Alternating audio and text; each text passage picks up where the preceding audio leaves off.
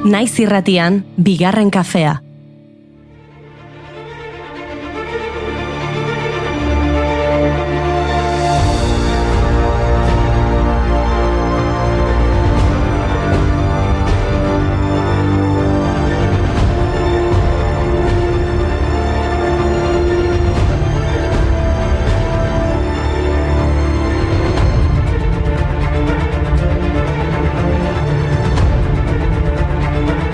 Egunon entzuleok eta ongi etorri bigarren kafera. Gaur urtarrilak 13 ditu eta asteartea da. Asteartea eta 13. Kontuz kondairak dio egun hau ez dela atsegina izaten. Zorte txarra izan nahi baduzue, adi ibili gaur. Bereziki kontuz triskaidekafobia sufritzen baduzue. Bai, triskaidekafobia. Zer den hori bada 13 zenbakiari beldur irrazionala edukitzea. Ta jakin dezazuela hau ez dela kontu berri bat. Antzinako egiptoarrek uste zuten bizitzaren zikloaren 13. fasea heriotza zela. Horregatik, askotan 13 zenbakia ekidin egiten da. Espainiako Iberia, Italiako Alitalia, Arabiar Emirerri Batuetako Emirates eta Panamako Copa Airlines konpainien hegazkinek ez dute 13. lerrorik. 12. ondoreneko hilara 14. da. Deskartez zikin bat, laboaren horrietan belainoan, galdutako hitza. Baina egan egin genuen egan kanta hori itxasotik ikus mugetara.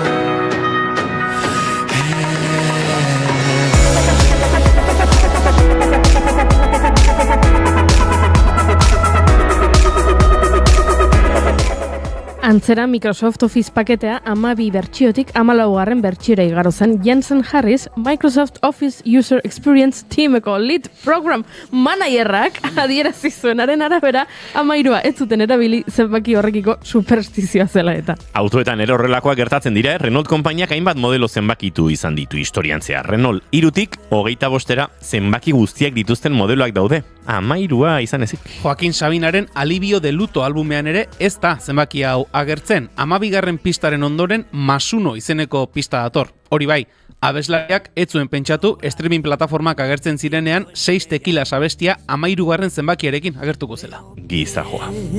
Les de ocasión donde dejar mis huellas con nada que ocultar, con todo por delante. Goliat era un patán, David era un gigante.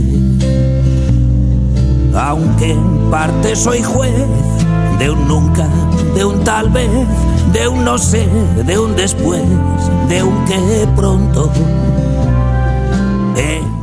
Egia esan, entzule maiteok, guk ez dugu 13 zenbakiaren aurkako sinesmenik, baina egia da, urtarriaren 13ko hemeroteka aztertzen hasita gauza bitxiak gertatu direla data honetan. Gaurko egunez duela 26 urte gertatu zena adibidez. 2000ko urtarriaren 13an, Lasa eta Zabalaren gorpuak identifikatu zituen polizia hile egin zen epaitegian deklaratzen ari zela.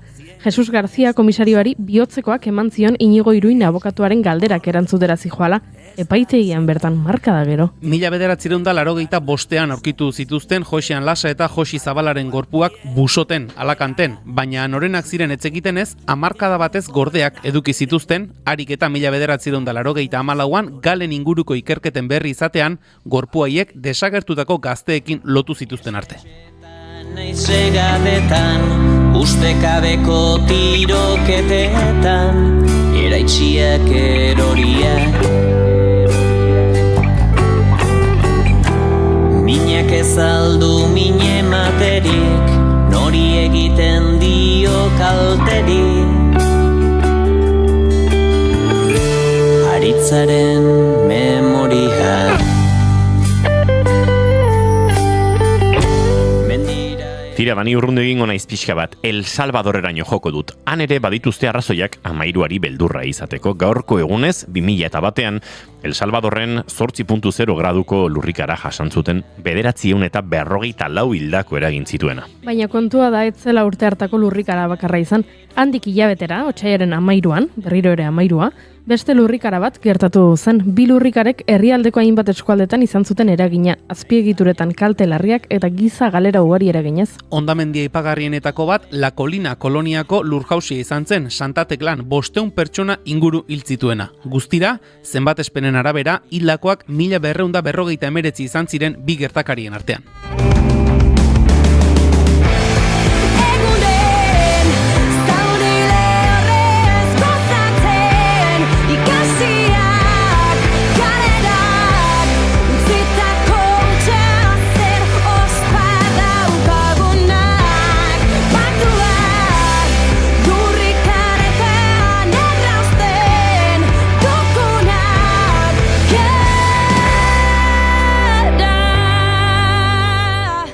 Italiara joango naiz ni. 2012ko urtarrilaren 13an beste ezbehar bat gertatu baitzen herrialdean Costa Concordiaren ondoratzea egin zuzen. Egun hartako gaueko 9:42an Costa Concordia ontzia ondoratu egin zen Italiako Giglio ugartearen aurrean, Italiako Toskana eskualdean Mediterraneo itsasoan. Francesco Cecchino kapitainaren maniobra arriskutsu baten ondorioz itsasontzia uhartera gehiegi hurbildu zen eta ontziak arroka batzuen kontra talka egitea eragin zuen. Horrek 70 metroko luzera zuen urbide erraldo bait ireki zuen kroskan zehar, 32 hildako eragin zituen. Ontzi arrakastaz tentetu zuten 2013ko irailaren erdialdean, itsas historian aurrekaririk ez zuen operazio batean eta ondoren 2014an desegitera eraman zuten. Erreskate konplexu horretan 500 teknikarik eta 30 ontzik parte hartu zuten eta 600 milioi euroko kostu izan zuen. Mugarri izan omen zen itsasogintzaren historian. Triste dago lurrosoa, ta lurko ta itxasoa. Triste dago lurrosoa, ta lurko ta itxasoa.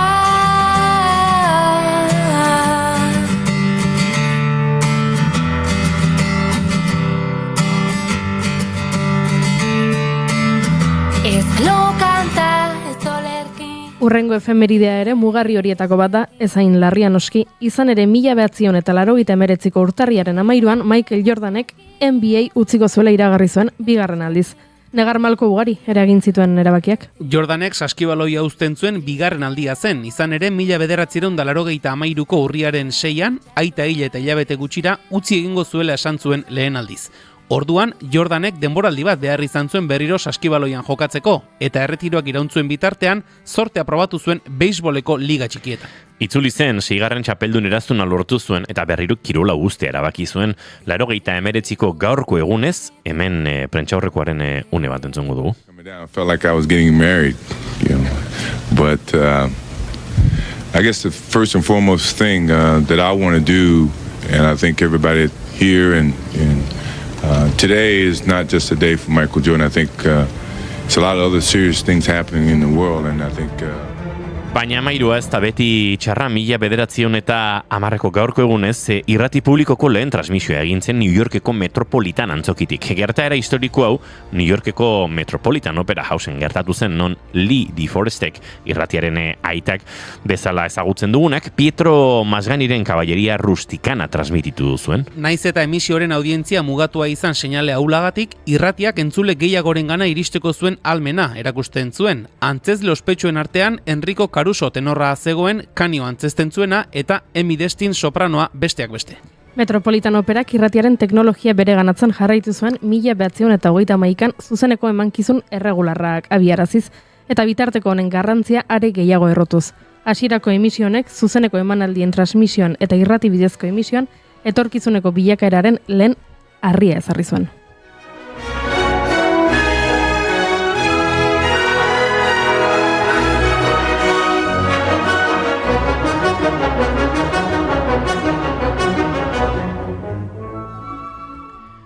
Eta guk ez dugu operarik abestuko, baina 2 orduko irratsaio goxo bat eskainiko dizuegu, egunero bezala. Kolaboratzaile berri bat aurkeztu behar dizuegu, Julen Unano, euskarazko eduki sortzailea gurean izango da tarteka sekzio berri batekin, baina izena jarri behar diogu. Aurren unibertso euskaldunak egiteko maiatzean egingo den Eusfera ekimena ezagutuko dugu Taupa mugimenduko Jon Zapatarekin. Eta gaur urtarriak 13 denez, Kentzazpiren gutuna abestia entzun bergo dugu, eta hitzakia horrekin egun zehatzak aipatzen dituzten abestien zerrenda osatu dizuegu. Zuei ere bururatzen bazaizue baten bat, idatzi txatean gure sare sozialetan edo ohiko zenbakian 688 722 544.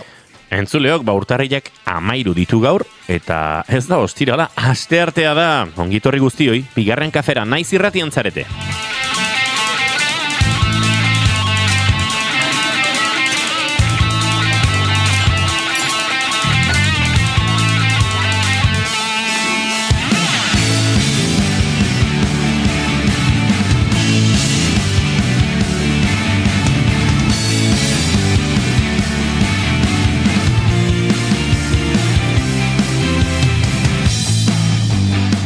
Zuekin entzuleok aspaldiko partez, Julen Goikoetxe horbe gozo egunon. Baita zuei ere. Eta zuekin Goiuri Ezeiza Arandia, eta hemendik oraindik txatean zorion mezuak iristen ari dira, egunon. Egunon. Eta zuekin entzuleok Julen Unanue edo Pana, egunon. Egunon denoi placer bat. Izketan ari zaizuen hau Inigo Asensio Lurbide gaur bigarren kafeak 1105 du, goizak 10 eta 18 minutu, urtarrilak 13 argi geratuko zitzaizuenez, eta gu hemen dagoeneko 4 hurrengo 2 orduetan zuekin bat egiteko asmotan. Ongi etorri guztioi, bigarren kafean zarete bai, naiz irratian.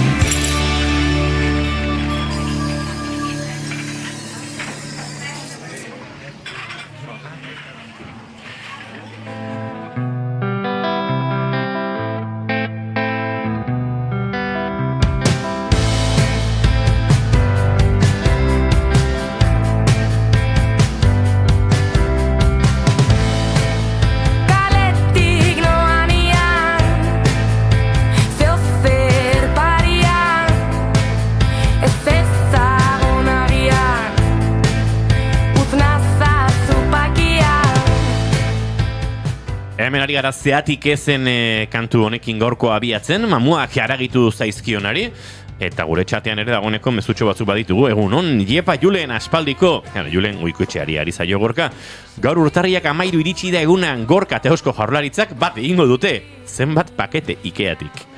Bueno, bat egingo dute gorkak eta Eusko Jaurlaritzak, babes ofizialeko etxe bat egokitu zaiolako eta erosi duelako, bere ganatu delako, Gorka Santesteban gure entzuleak. Zenbat pakete Ikeatik, Gorka, nik besterik gabe, baina baduzu Lufe izeneko Euskal Ikea deritzen leku bat, Euskal Herrian zurezko altzariak egin eta saltzen dituena, nahiko oinarrizko konfigurazioetan, nahiko merke, eta Euskal Herrian egindakoak, uste dute Bizkai aldean dagoela kokatuta Luferen zentrala edo, eta segituan iristen dira, eta hortxe ere badituzu, besterik gabe.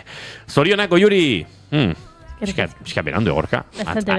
Atzo astelena bazenuen ere aukera, Goiuri zoriontzeko, baina tira. Ez da pasatzen.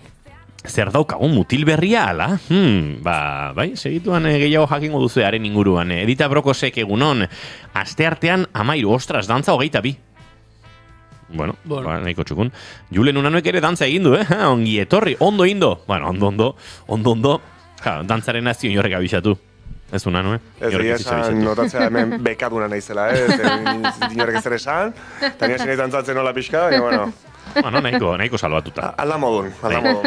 Borondate ikusi zaizu, eta hori baloratzen dugu. Bai, ni 5 urte dara matza borondatearekin, baina baina hori ondo ez dut egin. Beraz, hor balio baldin badizu. Ez da gutxi, borondatea. Borondatea da hemen exigitzea zilegi den gutxineko hori. Bai. Julen Goikoetxe horro oso, bazuri borondatea eta maite dute exigituko dizugu. Bale, galdera bat egingo dizuet, zenbateraino ezagutzen hau zuen. Zein izango da aurtengo ekitaldi garrantzitsuena niretzat? Munduko snooker finala. Ez. Baina izan ziteken. Baina ez. Izan ziteken gaur... Zer gertatuko da abuztuan, esate baterako? Bale, zer gertatuko da abuztuan? Maiazu nahi pista ez dutela zautzen asko. Ostra, ber, hemen, zea. Pixka bat olakora begirako kontuak dira, Bai, zuri gustatzen zaizkizu koeteak eta horrelako gozak. Abuztuaren 12an, eguzki eklipse osoaz gozatzeko aukera izango dugu Euskal Herrian bertan. Wow. Nafarroa hegoaldean ikusi ahal izango da, eta deskubritu dut eclipsenavarra.com izeneko webgune bat, eta uste dute hemendik abuztura bitartean izango dituen bisiten gehiengoa, nik egingo ditu dala, eta bide batez, entzuten ari baldin badira, hemendik mehatxu bat, entrevista bat ere eskatuko diegula gaiaren inguruan hitz egiteko, ze oso egia da Iruñako planetarioak kudeatutako webgune badela, eta informazioa oso modu ulergarrian, eklipsearen ingurukoan, non ikusi ahal izango den, nondik ikusiko den hobeto, eremu ezberdinak zehazten ditu, eta gu bezalako horrelakora begirako frikiak garen ontzat, urte polita da, eta abuztuaren 12 bitarte horretan, asko daukagu ikasteko, eta saiatuko gara, esan duguna, bigarren kafera ere, gaiari buruz asko dakien norbait ekartzen. Memorian ubelutako berak Engura erdoilduak Besterik ez dira Dagoeneko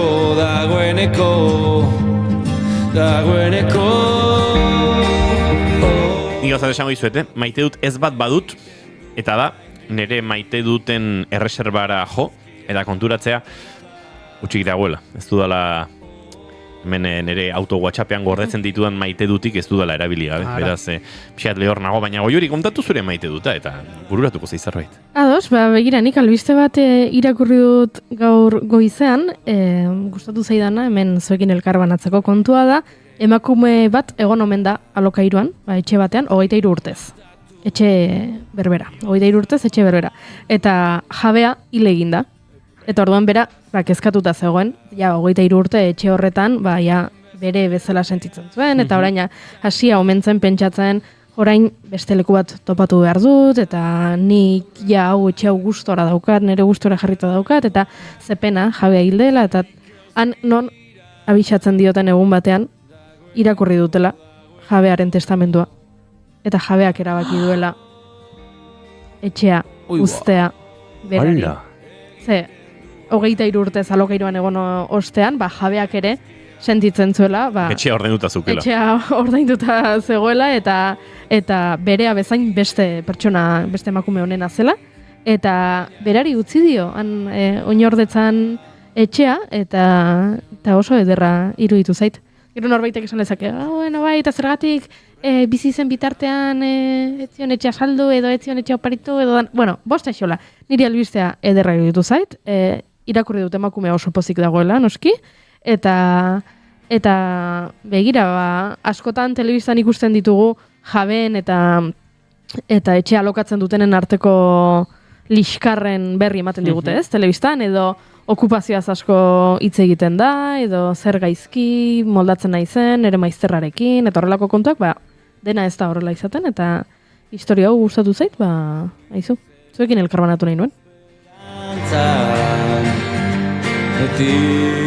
Eman diazu maizter eta bizilagun giroan maite dut bat burura ekartzeko aitzakia. Duela urte batzuk dagoeneko gu kuadrilan hirugarren saiakera batean, bigarren saiakera batean, topatu genuen lokal bat nahiko denbora luzez gure lokala izan zena. Eta hori Berazubiko Tolosako auzan zegoen, garai batean uste dut bertan ez dakit, barazki edo denda bat izandakoa zen, ondoan bagenuen taberna bat, eta antxe lokal txiki xamar bat, baina earki moldatzen ginen bertan, eta ondo. Eta iritsi ginean, badakizu ez, bizilaunek segituan, ostrak gazte batzuk iritsi dira, hemen azpian lokalera, denak alarmak piztuta, eta esan nion kuadriako bati, Igor, hau ere nahiko plaza gizon, eta nahiko ez dakit, habilidea sozialekin, esan joango gea, bizilagunei timbrea jo eta aurkeztea gure burua eta esatea mengo dela, gure telefona matea eta arazonen balin badukate, deitzeko eta ez deula nahi zarata sortu, baina momentu maten deskuidatze bagea kasu itxeko lasai, ez dakize. Etan joan ginen, atezate, kaixo, azpiko bizilagun berri gea, uta beste, pun, orpe guztiakin, denak agurtu genitun, eta antxibili ginen, eta pentsa, zenolako harremana sortu genuen, bazegon Andra bat, Zubeldia, oin izena ez datorkit, bere seme alabek ere beti Zubeldia ditzen zioten ola erdi brometan, eta harreman oso politin genuen, eta galdetzi zigun kaletik zemuz, eta, pentsa ze puntutaraino, urte zarretan, gu parrandara iritsi, pixat parranda aurreko beroketa horiek egitea lokalea, eta igotzen ginen euren etxea, txampain kopa atartzea beraiekin, eta gero bere seme alabaku baino zarxiagoak ziren, geisten ziren gure lokalera trauak hartzera, eta oso harreman politin genuen, eta handik metro gutxitara beste gazte lokal bat sortu zen, eta akaso haiek ez ziren baina arduratsuak bizilagunekiko. Horren bizilagun bieren batean horreit esan zuen, eske gazten lokala, hauta beste, porque zarata, porque arazoak, porque zaborra, eta gure bizilagunek ez, gureak oik ez die, oi beste batzu die, gurek oso txintxo ibiltzei, oso formal, eta oikin gu egotegea, eta dozein arazo daukeula jutengea bereen gana, eta han, eta beste, eta, oentxe, aipatu dezunean hau, kasu honetan, alokairuan gunden, eta jabearekin ondo, behin erakizun lokalarekin beste zerbait egin naizula, eta baino, batez ere bizilagunekin oso harraman politiokin ondo, oraindik ere topatzen geanean, agurtzen gea, da zemuz, eta... Zenbat aldatu dian gauzak, Jazte ikusten, Ja, lokaletan gazte, harreman horiek ezakit nik alian berreskuratu, baina normalen soinu asko, kex asko, txintxo bili bergea, Inigo representando, vale? Bai, eske lehenengo egunetik hasi berria gozakiten ondo. Bai. Visionario batzu ginen. Da, hau esate dizut, 16 urtekin, ez pentsa, 25 urtekin junginan igarea ja burua ez dakit zertan pentsatzen, 16, 17 urtekin junginan, timbre joka, pam, eta poltsikuratu genitun gure... Bai, tontakeri bat emateu, baina garrantzitsua jute horrea, eta, behintzat, esatea zeintzean, eta... Zubek zuzeran bizilagunantzako eukitzea telefono bat deitzeko aizue, goizeko 3 dia, eta kiston aldatzen du. Bai. Eta zutzak ore, ze batzutan, tabernekin ere pasatzen da, bikatu lokalean, ez dago ez parranda ez ezer, eta musika kriston altu, eta nazka ematen aizea, eta norbaitek deitzea desate aizue. Hostia, barkatu, horrek aldatzen du, erabate. Ez dakit, guk ala ingenun, eta ala izan zen. Ze de Montre, hoxe nere maite duta. Ze Goiuri? Aze tipoa. Goiuri, hau iritsi zaigu... Zer iritsi da? Zuretzat, beste modu batera ezin zuen izan. Egunon, orain Goiurintzako bertsoa bere urtebetetzeak, izan ziren larunbateko, hortze da bertsoa. Goiuriren urteak pasaziran bentzat, eta beste etxe berrian bizi dulako. Haze polita da gure Goiuri, bere urteak izan duelako. Merezi du askoz gehiago, gure euskal Beyoncé. Eta segi hola urte askotan, Tolosako erregina. Hauxe Gorkaren bertsoa. Eskerrik asko, Gorka. Zola garri. Baina inbesteitzekin jastakizun horrezaren, etorrita esango dizut nola itzultzen den. Hizkuntza bakar batean ondo lertzen den, helburua garbi gorrotatzea alden, dakidanetan esango dizut nola ez. Hasi berri isilik geratu nintzen. Julen, una nori galdetu beharko diogu zein den bere maite duta. Nire maite duta, 2025-en azaldu zen, eta izango zen nire amonaren etxea.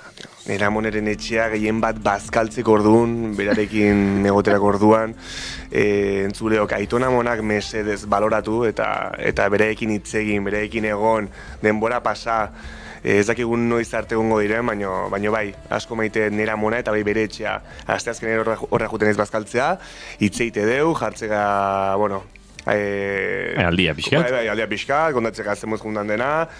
Beha gehiago itzitu ni baino, etxinotea normalen denbora asko, eta deso gatitanekin, nik entzuti diot. Eta bai, egia esan oso gutxitan esati diot, baino bihar, naiz eta esango diot amona. Nik maite etxau. Eta maite zuzuri.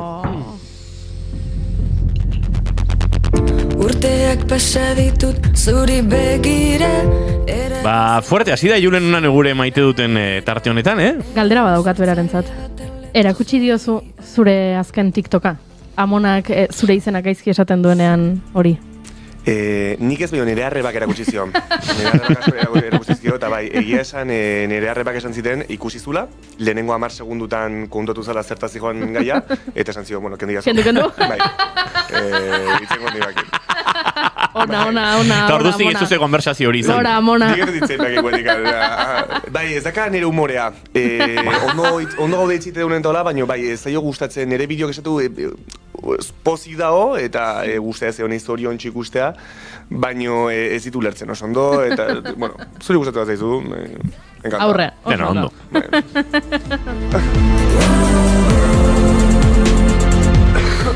Ba, entzuleok, zuek badakizue, zelen esan dizuegu, oraindik ez dugula izenik Julen Unanuek gurean bigarren kafean egingo duen sekzio ontarako. Beraz, ideiak ongi etorriak dira, badakizue gure txatean, gure saretan, gure emailean, gure WhatsApp edo Telegramean, 688 524 baina, noski, izena ez eta eduki ere, ba, oraindik ez daukagu oso finkatuta, baina, badakigu gaur, ba, bueno, zer esango dutenaren beldur horren inguruan edo hitz egingo dugula. Ez hemen hegoaldean nahiko jotzen dugu gaztelerazko ke diran hortara, baina bai, ez pixkat esango dutenaren beldurra edo horrela dei geniezaioke, eta horrek nola eragiten duen, nola markatzen gaituen, edo zertan aritzen garen. Horrekin abiatuko du Julen Unanuren tarte hau. Hori da. Bueno, ba, egia esan, gehien bat nik nahetena da, sortu hemen hausnarketa giro bat, eta jendeak, gero pentsatzea gukitzen deunaren gai.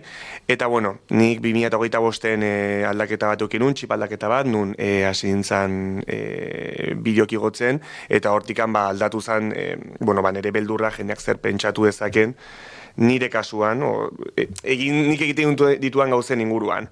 Orduan, ziur nagoen zule bat egongo dela, edo bat baino gehiago, proiektu bat daukala burun, eta ez dula aurrera eramaten, beldurra ematen dolako 3. pertsona horrek zer pentsatu ezaken. Orduan, galdera atzuk hasiko nahi ziten zuei, eta lehenengo inigozu izango zea zuka espero eta etxeko lanakin daukitzea, noizbait izan duzu beldurra, eta mesez, sinceria eskatzen dut, egia, bakarrikan egia eskatzen dut, proiektu baten edo gauza bat egiterak orduan. Bai, dudei gabe. Asko jarriko nizkizuke, baino, hola garbiena eta hau inoiz kontatu dut, kantatzerakoan, nik zulei asko zen, tarteka kontatu dugu, badudala musika talde bat, gainera Julen da bateria jolea, postal kolekzionistak izenekoa, eta nik urte askotan sentitu nuen alako, segurazki epaiketa puntu bat, impostore sindrome puntu bat, edo ezagizartzen, nire kantuak sortu, eta hori kantatzen jartzearekin. Eta kostazitzaidan, eta are gehiago lehenengo diskoa grabatzen ari ginelan, nire helburua zen kontzertuak ez jotzea. Gero aldatzen joan zen eta baina nik enuen oholtzak gainean frontman posizioan jartzeko inungo asmorik. Atzean beste musikarien bizkarrean 11 kontzertu eta biratxo eta egindakoa nintzen, eta naiz. Baina aurrean jartze horrek ematen zidan atzera puntu bat, eta uste neurri handi batean impostore sindrome hori ere ez, edo gezurti sindrome hori badagoela lotuta esango duten horrekin. Ere kasuan bai zen pixkate, igual hainbeste exponituta egontzarenean, edo, hemen ere zure esposizio beharrezkoa ote denez, eta horrek sortu zizkidan bastanteko zalantzak. Gauzak aldatu gauzak aldatu zukin. Ez dauka beldurrik orain. Baina badaukat beste bat, hau etzen izan esango dutenaren beldur, baizik eta esaten ari zirenaren beldur. Nik, izango nitu 20 urte edo, eta erabakin nun momentu baten ere izitzan gustatu itzaian idea, joan nintzen zapatiatzuk erostea. Eta gustatu izkidan bi modelo ezberdin. Desente ezberdinak. Rollo antzeko izan ziteke, baina, ez ziren hola oso esango dugu bateragarriak. Eta horren erabakin nuen erostea bi pareak, eta erabiltzea bata bestearen kontrakoa. Alegia, ezkerreko oina zapatilla batena, eta eskubiko oina beste modelo batena. Galtzerditan modan dago, Galtzerditan oina eskuitea. Duela 20 urtenik zapatiekin egiteko saiakera egin nuen. Baina Tolosako gizarteak, ez zuen inondik inora onartu, are gehiago. Koplak atera zizkizuen. Koplak atera zizkizuen. Koplak, esango nuke oposizio gogor eta odoltsua egon zela. Manifestazio bat, elkarretaratzea. Bai. Inigoren zapatillen aurka. Jende urrundu itezan zutaz, ez da ikusten. Pixkat gaizki, pixkat lagunak, gertukoak okerrenak. Tu, noazuaz horrekin, ez dakize, ni olazukin inez jongo, talako, ozak. Pixkat bastanteko bazterkeria bizizan nuen, bai, eta gauzat esango izuet, hori modan jarri barko litzateke, ze oso gauza guapoa da. Igual, zure bizkarrezurrarentzako, bi zapatia ezberdin erabiltzea ainona ez da izango, ze altura ezberdina joango zara, aldaka oker. Izan daitezke modelo bera, baino kolore desberdinak. Hori da, bai, hauek nahiko, zola nahiko antzekoa zuten, nahiko arroio antzeuden, baina, pixkat esente desberdin ziren. Bastante pionero orduan zure aldetikan, ikuste badu norbait kaletikan bi zapatia ezberdinekin, esango du, bale, Inigo. Esan diezaiokezue, hau 2000-garren hamarkadan, 2000ko hamarkadan ja egiten zuen Inigo. Oso no. Guain goiuri, zukin jugunez pixka bat, beste galdera batekin, aditu bat nahiko sartu nahi nun, gai hontan, Albert Ellis, eskuminak zuri eta bai zure etxeko jentzuten herri bazara, pentsakera mingardiena, pertsona batentzat mundu guztiaren aprobazioa bilatzea dela dio. Eta ideia honek ansietatea, errua eta dependentzia emozionala sortzen du. Orain, nire kasu bat jarriko dizut eta gero zu jarri bat. Nik bideoak hasi dintzanean igotzen, Inigori, nire edukiak, grazia egiten dio eta ondero hortzen diote. Baina zuri, gaizki hortze dizut, ulertzezu orduan, nik zein barko nuke, bideoak ez igo, eta horrela ez diot gaizki hortzen bate, esan dizut, zuk nur sentitu duzu, mina ez egitarren edo mundu guzeri ondo erortzearen, kaltetzen dizula proiektu baten edo zerbait egiterak orduan. Lehenengo azaldu behar dut, Julen, gezurra esan dezula. Nik ez dit... Erantzun galdera. Ez da, etxaran, baina uste dut, hau azaldu behar dela. Azaldu behar dela, nik disfrutatzen dut zure edukiarekin, bideo bakar bat dago, ez nago hor ados ni. Ez da bai da arrazoi izan daitekena. Hori ez da gaurko gaia, eta orduan ez dugu hori landuko. Bideo batekin ez nago ados, baina bestela, nik gozatzen dut zure edukiarekin, orduan... Bueno, itzengo dugu, beste sekzioetan aldugu itzeine baita bideo horretaz. Noski. Hala nik gauzat esango, izuzuk esan ezun niri zure bideo gustatzen zaizkidala. Ez da goz. Bueno, gauzat esango izut, atzo nahi gabe topatu nun bideo bat, eduki sortzaile izango da pertsona batena edo, eta ikusi nun komentarioetan, hemen kolabo bat Julen Uranuerekin behar da. Eta nire buruan pentsatu nuen, mesedez ez? Ez zitzaizulako gustatu beste eduki sortzaile hori? Inigo, tio, Eskalope. mutillo da nire laguna bena. Ez que nire laguna ere bada, tio. Baina, bastante gutxi gustatu zaitu. Ez da egite esan barko nioken. Baina bideo... Laguna ez dure mailan, nik behakin xasi parrandat egin dut, eta gauza batzuk, eta egon geha. Ez da nire laguna bera. Baina da, bideoa ez zaizu gustatu. Hori da, bideotze bat ere gustatu. Ez bera eduki sortzaile bezala, gauza zehatz bat ez zaizu gustatu. Bideo hori ez zaizu gustatu. Bideo hori, beste ez dakit gehiago zirit ikusi. Ados. Bekin inzite bat ontaz, ez dakit arazo bat komentatzet? Esan dizaiokizu. Esatik gauz. Gonbia ezakegu. Venga, umaten entortzea honean. Gonbia ezakegu, tutu. Hortik ez. Ui, ama. Bueno, gero kontatu, a ber zer den. Gau, entzulek pixkat galduta daude, nik abe pixkat... Entzulea bakarrik ez, nire bai. Ez dakit nahi ezun komentatu, estan bai uste dugu, eta goiurik erantzuteko galdera, Bada ez bada agian hobeto, ez? Gustatzen ari zait, zure saiakera desmadrau kudeatzeko, ze, claro, de repente jarri gara lokatzaren atarian, ez? Nei gustatu zait, baina nire lehenengo egune izan da pixkat, tentxo jarri naiz. Bai, lasai, ez zer pasatzen. Aitor maite dugu, niri bere bideo horrek pixkat olain dit, epala. Baina, bueno, izu, gauzak ez dira horrela, gauzak horrela xe daude. Egunon gaztiak, onna gorka hemendik indiokerrek, influencer zara, Julen diote. Beste Julen. Notizion bat ere manbarri hauen txulei, atzo kaferi gabe geratu ginen, baina nire ama hemen da, kafe poltsa ekartzeko, pasa lasai ama. Mikrofono aurrean ez zaitugu jarriko zu lasai, baina... Zure semea oso jatorra da. Han amaieran Imanol dago, emaio zu kafea Imanoli nahi baduzu, pasa lasai barruraino, eta... Begira, txatean proposatu dute, Julenen sekziorako, izen bat izan zitekela Amonaren kafea. Ez da txarra, Amonaren kafea. Ondik usteet. Guazen beste batzuk bai entzutera. Bai, beste proposamen bat dago. Zergatik ote? Zergatik ote? Bueno, hori izen bezala, agian zabalegia, bai... Beldurraren kafea. Beldurraren kafea. Beldurren. Baina gaur ari garelako beldurren ingurua, baina beste batzuetan ez dugu hori izango hizketa gai, eta orduan... Claro, neramak Goiuriri esan barko dio, bere urteak izan ziren, eta ez du zoriondu. Egia da. Agora ma, eskerrik asko, Ze posta kafea daukagula, alase ama gero jaitzien dugu, bestela nera Maria aitzak ematen badiogu hemen izketan jarriko zego eta. Jo galetu izena, ez da, sekzioana, edo beste gumateko. Beste gumateko txiko. Con reggaetón y dembow, sí, con reggaetón y dembow, como Bad Bunny va a ser del pop, ey, con reggaetón y dembow, me siento como el lápiz en tope del dough, cuando yo nací fue que nació el flow, de low a low. Baina galdera ez dut erantzun. Galdera erantzun, Inigo etorri honea... Saboteatzea era zure... Bai. Eta orduan... Inigo eta beramen artean egia galdera pixka seieztu indala. Bueno, Juri. Bueno, galdera zen, ea noizbait gertatu zaidan niri... Bai, seiatu mundu guztia ondero hortzen, eta horregatikan, ekiditu zenbait ideia. Bueno, esan behar dizut, hori gertatu izan zaigula noizbait irratsaio honetan. Gai bat lantzerakoan, agian esan dezakegu, baino, gai hau aipatzen dugu, agian norbait entzuleren bat aserretu egingo da, adibidez polemikoak diren gaiekin, ez?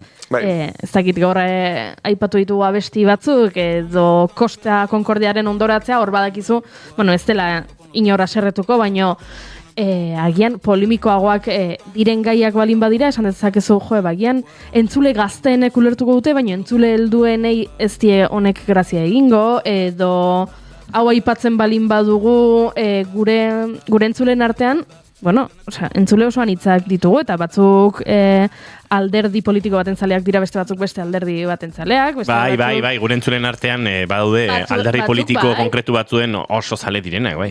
Eta beste batzuk. Núñez Feijóoren posterrak etxean dituztenak. Hori ez. Bai, izango dugu batean bat. Bai, Núñez Feijóoren posterra etxean duena. Gure entzulen artean Pepeko bozka egiten duen norbait egongo da. Bai, nik ezagutzen dut bat. Bai? Bai. Entzuten gaitu Pepeko batek, benetan? Entzuten gaitu Pepeko batek, ba. Hai maitia, musu bat. Berez alderdi kidea, baina bozkatzen du. Hoi ez da pixka zure teiatua harria botatzea? Bueno, nik uste dut iritzi askotarikoak entzun nahi dituela. Bai. Orduan zer gertatzen da, batzuetan gai batzuekin gertatu izain zaigula esatea, hau, agian ez gara usartzen gai hau lantzeraz, agian gure entzulen sektore hau aserretu egin daiteke, edo ez gara gai ikusten gaia ondo eta ertz guztietatik lantzeko, eta hori izan daiteke adibide bat, bestela nere egunerokotasunean ez zait hainbeste gertatzen. Bueno, ez. Gertatu ez. Bai, gertatzen zait, baina egia da, nahiko barneratuta daukadala, esaldi bat, behin lagun batek esan zidana, dala, etzara kroketa bat, ezin zara denon gustukoa izan. Fakto, Eta egia da. Orduan, zuk hartzen dituzun erabaki guztiak, ez dira denon gustukoak izango, baina normala da.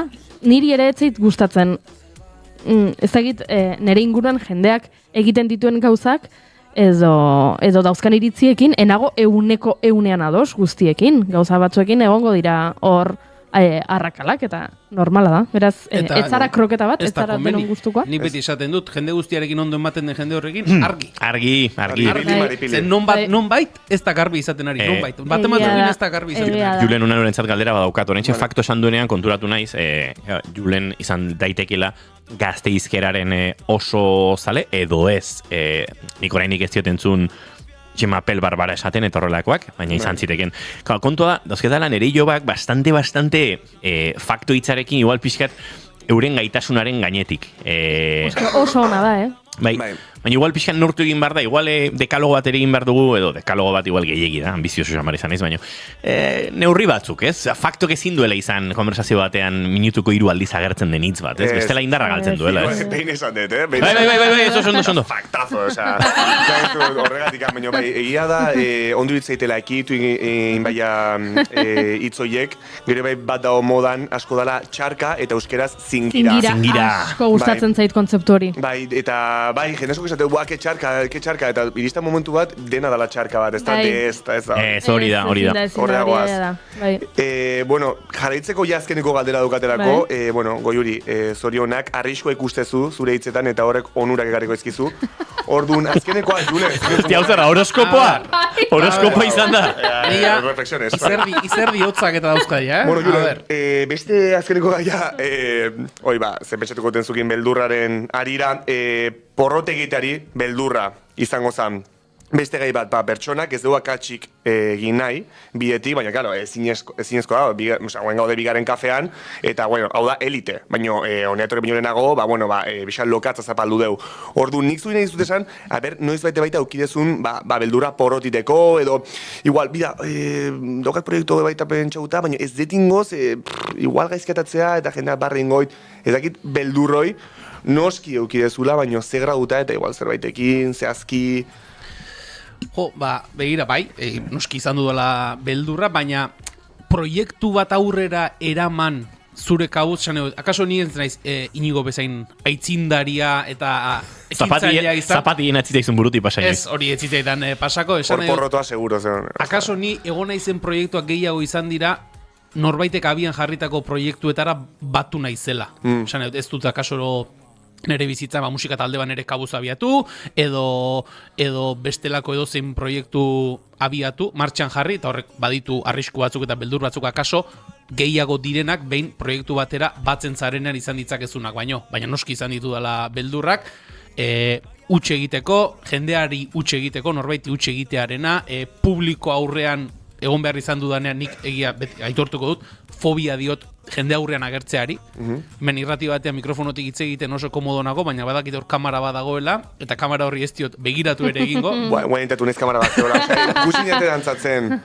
Bai. Vale. Eta horregatik gorkak esan du, dantzan ere animatu zehala tori, denak zu ikusten ari dira. Ikusten zuen ni porrotori beldurra ziotela, ikusten zuen. Zure kamera lare, hau da. Hau da. Bai, horre horrentxe lehen planoan zaude. Bale, guen intatu naiz. Zeri asko bixatzagatik,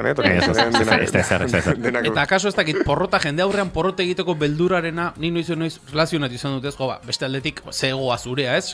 Jendeari zein porta diozuk gauzak nola egiten dituzun, edo ondo edo gaizki egingo duzun, akaso gehiago da zu daukazun pertzepzio hori ez utxegina izatearena, publikoan izan, edo publikorik gabe izan, baina ni porrot askotan izan dut beldur hori, baina horrela esaten dena proiektu bat aurrera nere kabuz eramateko, ez dakit aukerarik izan, esperientzia hori ez dut bizi izan, gehiago joan izelako beti, beste proiektu batzutara batzen, eta zentzu horretan, bertigo hori, zure proiektu pertsonal batek gutxi egiteko bertigo hori edo, ez dut inbeste sentitu.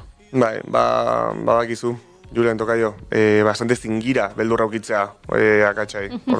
Aurrea ezer gauzakin dokazuna, baizu, beste taldekide batek, eta... Ze guapo, ze horoskopoa egin digu, baina pixkat jakin gapez egunetan jaio garen hori. Siniste dugu. Zu zea oso piztiz. Ni naiz, todo lo contrario, ni piztiz naiz urtaria batekoa, baina... Urtaria batekoa zea? Ez jazu zorion du. Urte askotarako? Barkatu, etzen un esan nun patzezen un tragoa. Ez genekin, urtarriak bat. Baina izan zinean, Gipuzkoako lehenengo umea edo horrelako zerbait. Ez ordu batek aldea, baina atxaldeko ordu batetan jaio nintzen. Ordurako beste baten bat aurreratu zen. Bai, nire amaiegia 2003ko gor bat emaniola. Baina bai, jende asko esate dit urtariak bat osegun txarra jaiotzeko bate ados horrekin, ia esan netzako egun hobena da. Urtariak bat? Bai. Beti jaiokiko dezun eguna, zure urte betetzetan. Ojo. Dena pozi daude, gero parranda dago. Batean, batean, bai, claro. Bueno, dena pozi daude. Egun bada alai egoteko. Bai. Eta bakizu oso korearra da, bakizu korean mundu guztiaren urte betetzea urtariak bat dela. Bai. Ez existitzen bestelako kontzeptua, bai, denon urtebetetzea da urtarriak... Urte aldaketarekin. Urtarriak batean... Bide, zu bastante zingira hori bai, jaio izan bazina, egun bat lehenago, 2023ko abenduaren 31an, Korean, 2025ko urtarriaren batean, izango zenuke 2 urte, baina, ez 3 urte, ez 2 urte. Ez gainera jaiotzen dira, ja urte batekin jaiotzen dira. Hori da, 3 urte, naiz eta jaiota egon urte bat eta egun bat. Bai. Hori da, 2008, abenduaren 31an jaio baldin mazara, ja urte horretako urtea ere badaukazu. Osa, jaio eta horrengo gunean 2 urte betetze dituzu. Bale. Bat, ordunaldiko urtea eta beste aia urte aldaketarena, 2 urte. Urte bat pasa, da, jaio zarenetik, urte bat eta minutu bat, eta ja 3 urte dauzkazu. Mentalki refleksio egite oso azkarra, nigo, oso ondiko zizut, Hau baina egin da zegoen, Bale.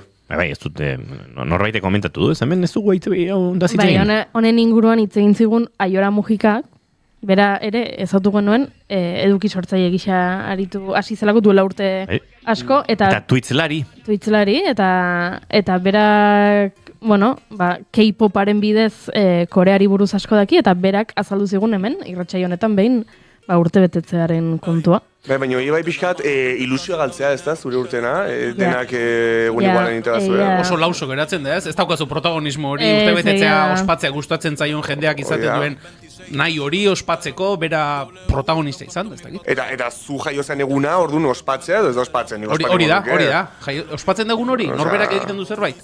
Egingo dute, norberak. Denek ez? Esan nahi duzu, ustailaren 8an jaio baldin bazara, urtarrilaz bat azaratago ustailaren 8an zerbait ospatzen duzu? Hori ez dakit. Venga, beste batean galdetuko diogu Aiorari galdera hau. Uste ez, Ez, nik esango nuke ez. Ez dagoela urte betetze... Ni guzti bai ez, Bai. Ni guzti bai ez, autaria baten ez dutela ospatuko inorrek, osea... Ja, gian. Aizu hemen txaten jarri dute, Julen, pasa zure kontua, ez dut aurkitzen. Bia, esplikatzei zuet,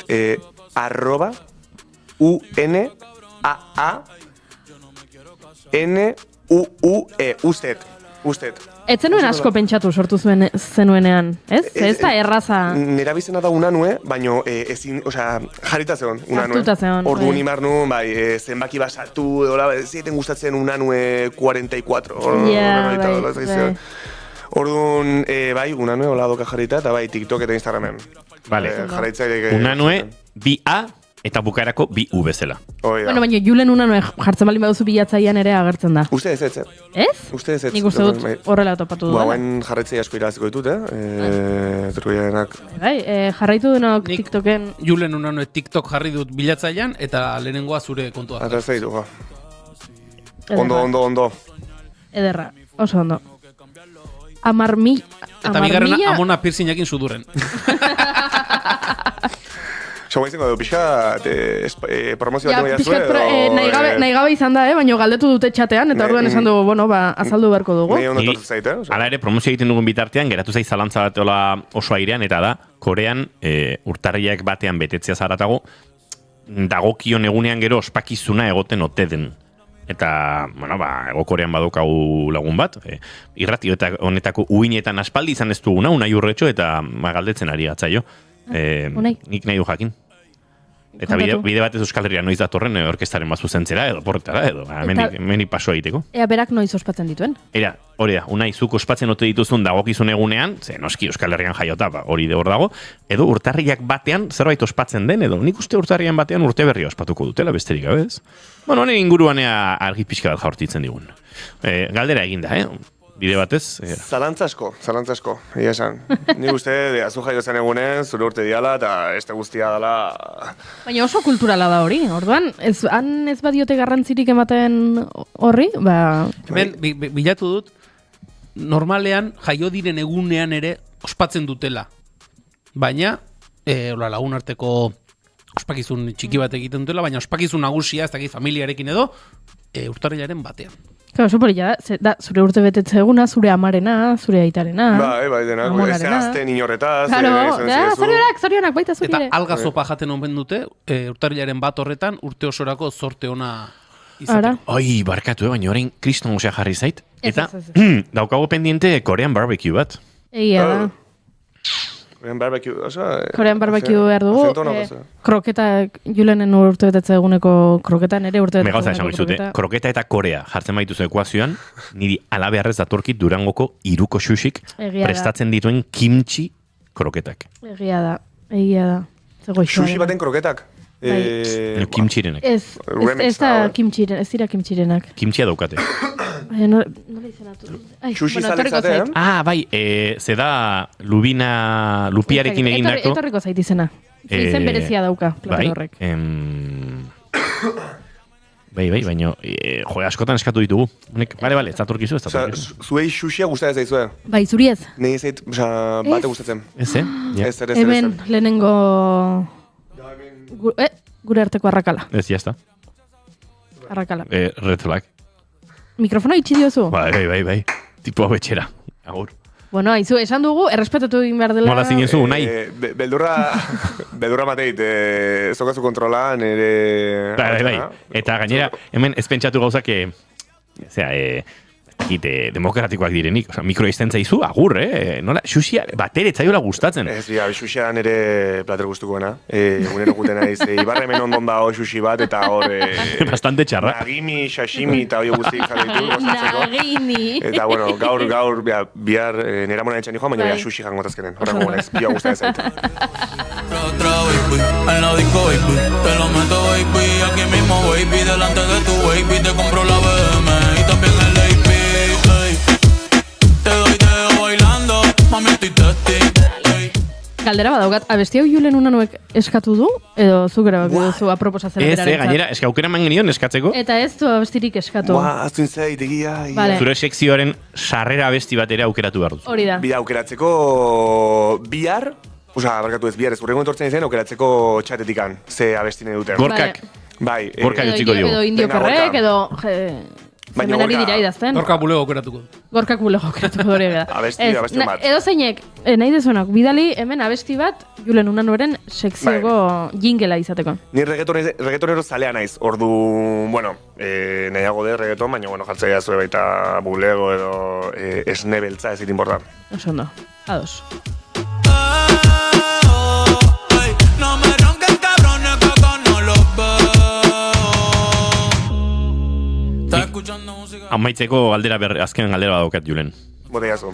Joan den larun batean, zure kuadriako batek deitu zidan gauez, nire kuadria berrian parranda egin nahi oten nuen. Zuan zinen? Larun batean. Bai. Osondo. No tengo que roncar, ustedes saben ya.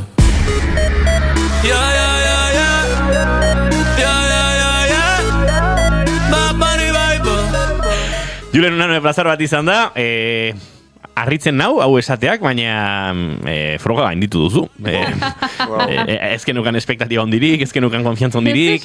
Mission pasen, no? Esaten bezala. Bai, a ber, Goiuri, ez esan hori ez, zuk zeuk esan zenuen, tipo hau, a ber. Nik esan hori esan... Goiuri, tio, osea, Ez da egia. Ni izan nintzen, hemen Julen Unanueren aldeko aposto egin zen lehenengo pertsona. Gauza esango izut, nik ez dautu nuen...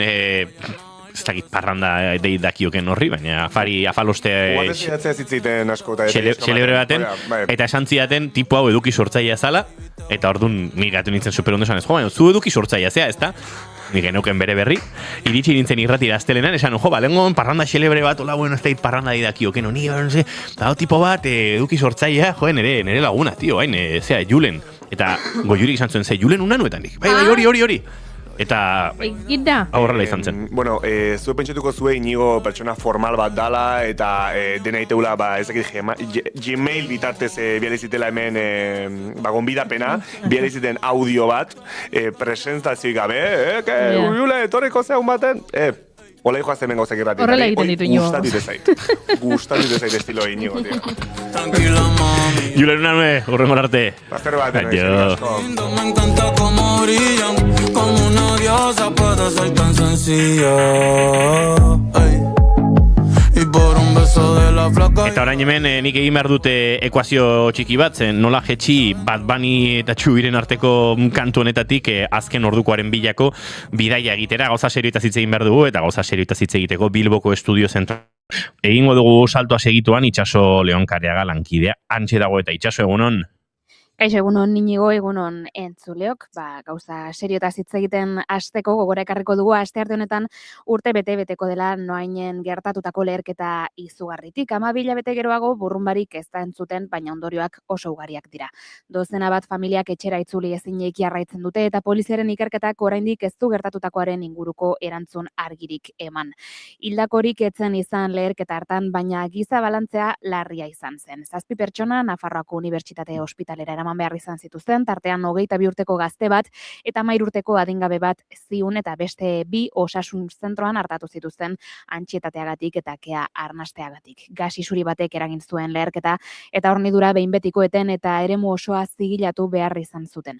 Urte bete geroago bizitza normaltasunera itzuli da neurri batean noainen, baina ez guztientzat. Hasieran hustu zituzten 120 etxe bizitzetatik 100 inguru hurrengo asteetan okupatu ahal izan zituzten ur eta elektrizitate hornidura berrezarri ondoren alere eztandaren epizentrotik hurbilen zeuden atariek egiturazko kalte handiak jasan zituzten eta hutsik jarraitzen dute. Hoietan 10-12 etxe bizitza ia berreraiki beharko dira eta jabeak etxetik kanpo egongo dira itzultzeko data argirik ez dutelarik. Bien bitartean kaltetuen bizitza hotelen, senideen etxeen eta alokairuko pisuen artean garatu da.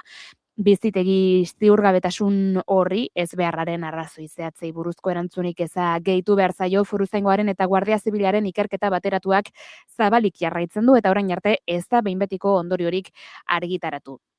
Eta bestalde, datuak ere dakartzagu 11 diren honetan, Osakidetzak 3.424 pertsonari diagnostikatu zian depresioa, Araba, Bizkaia eta Gipuzkoan 2025ean aurreko urtean baino 12 gutxiago. Datuek behera egin duten arren, oraindik ere gizartean eragin handia duen gaixotasuna dela ohartarazi du. Ia 20.000 pertsona bizi dira gaixotasun horrekin, lurraldeka 2.288 kasu daude Araban, 10.005 Bizkaian eta 6.622 Gipuzkoan. Kasuen 165 emakumeak dira, batez ere 46 eta 75 urte bitartekoak. Diagnostikatutako kasuei dagokienez, 2025ean 3.424 kasu berri diagnostikatu ziren Euskal Autonomia Erkidegoan eta aurreko urtean 2024an berriz 3.888. Kasu berrien 160 baino gehiago emakumeenak izan ziren, hoiek ere 46 eta 75 urte bitarteko adin tartekoak. Depresioaren aurkako munduko eguna dela eta eman ditu datuok Lakuako gobernuko osasun sailak eta sintomak antzematearen garrantzia nabarmendu du, baita laguntza eskatzearena ere sintomak desagertzen ez direnean osasun zentroko erreferentziazko osasun profesionalarekin kontsultatuta. Hauek azken orduari dagozkienak eta trafiko aldetik ere egingo du aipamentxo bat, izan ere bidelanak abiatu dituzte Gipuzkoa 6-3 bat errepideko 12. kilometroan Azpeitialdean txandakako zirkulazioa ezarri dute beraz bertan eta murrizketak izango dituzte 3 metro baino gehiagoko ibilgailuek. Kontuan izatekoa ingurutik bazabiltzate, besterik ez oraingoz 12etan informazio gehiago. Eskerrik asko Itxaso Leon, aurrera jarraituko dugu, eta eguerdiko 12etan esan da bezala informazio gehiago eskainiko dizuegu hemen naiz irratian guk, urtarriaren 13ari alako omenaldia egin behar diogu, edo urtarriaren 13a aitzakia baliatuta, hainbat kantu eta egun omendu. Ikusi ezaitu dala, aspaldi hontan ez dizut bidatzi, baina behin ere zaitut ahantzi. Entzuleo gaitortu behar dizu eta hau izan dela pixkat. Ondo egingo dugu Goiuri bestela honek ez du funtzionatzen horrela ezin da bizi eta oso garrantzitsua zen kantu honen lehenengo hitzak entzutea. Urtarrilak 13 ostirala, urteak ikusi ezaitu dala, aspaldi hontan ez dizut bidatzi, baina behin ere zaitut ahantzi.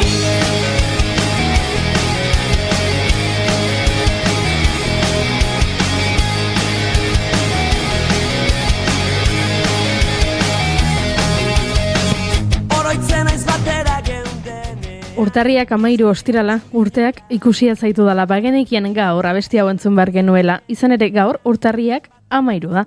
2003koa da, abesti hau zehazki bidean diskokoa, Kenzazpi taldearen 2. diskoa, Gordiskak disketxearen zigilupean argitaratutakoa. Bertan, taldearen 2 mugarri garrantzitsua agertzen dira, arrakasta itzela lortu zuten 2 abesti, Haizea eta Ilargia. Baina, bitxikeria bat entzun nahi duzue? 2003ko urtarriak 13 etzen ostirala izan.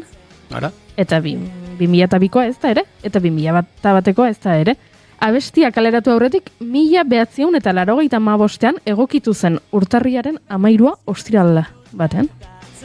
Barneko guztiak askatzen, gauzei buelta gehiegi ematen, zu badakizu nolakoa naizen, ametsa bete zait pentsatzen.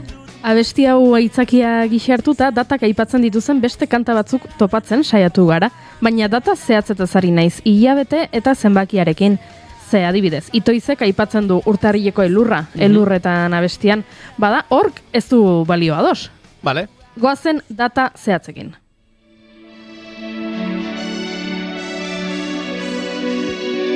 Un 6 de febrero, un te amo que ya no está.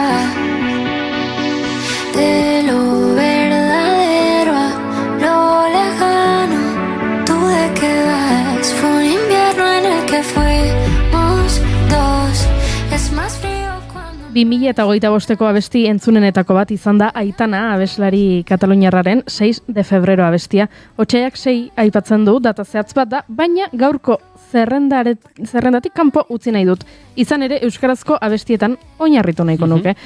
Egia da, beste hizkuntzetan ere adibide asko topa ditzakegula. Aitanaren 6 de febrero hau, Celtas Cortosen 20 de abril, Mekanoren 7 de septiembre, edo Ismael Serranoren un 8 de marzo. Frantsesez aldiz, Renauden Le Premier de Mai, Jen Ferreten, 1954ko abuztuak 16, Claude Nogaruren uztaiak 14, bueno, asko eta asko dira, baina gu euskarakoekin geratuko gara gaur. Urtarrilerako ez ditut gehiago topatu, beraz, otsailera joko dut, ados zaudete? Bai, ados. Bota.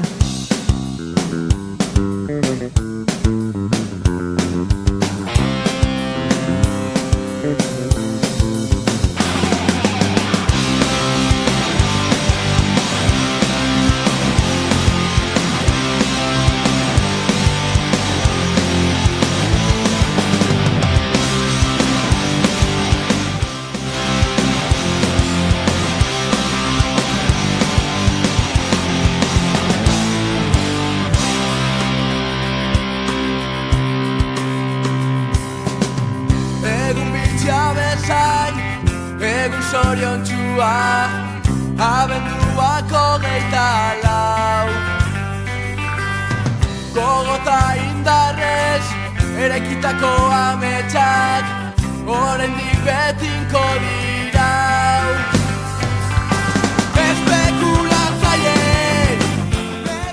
Sarkor taldeak honela zioen 2008an kaleratutako Zubarik ez dau kantan otsaiak 18 berriz ere barruan astra geure eginez putre ugari dabil egan inguruotan gubota nahi eta ezinez. Egia esan, lehenengo esaldian entzun berri dugu abenduaren 24a aipatzen duela.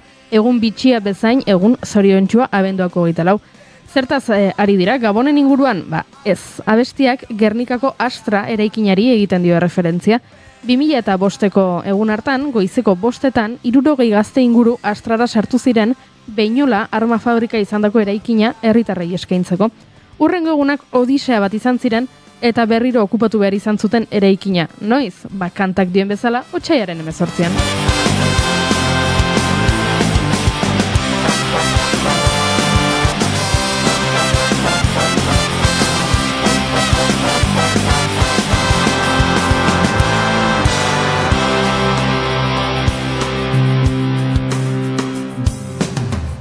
Otsaiak 18, berriz ere barruan, astra geure... Batzuetan ordea ez da hain argia izaten dataren erreferentzia topatzea. Javier Muguruzak egunkari puska bat abestian otsaiaren 7 aipatzen du. Bueno, tira, otsaia eta Marta izeneko neska bat, Iker izeneko mutil bat, ez dakigu zergatik aukeratu zuen data hori, baina hortxe gure egutegia osatzeko kanta proposa. Otsaiaren 7 igandea. Marta urrutitik ikusi du beste neska batekin.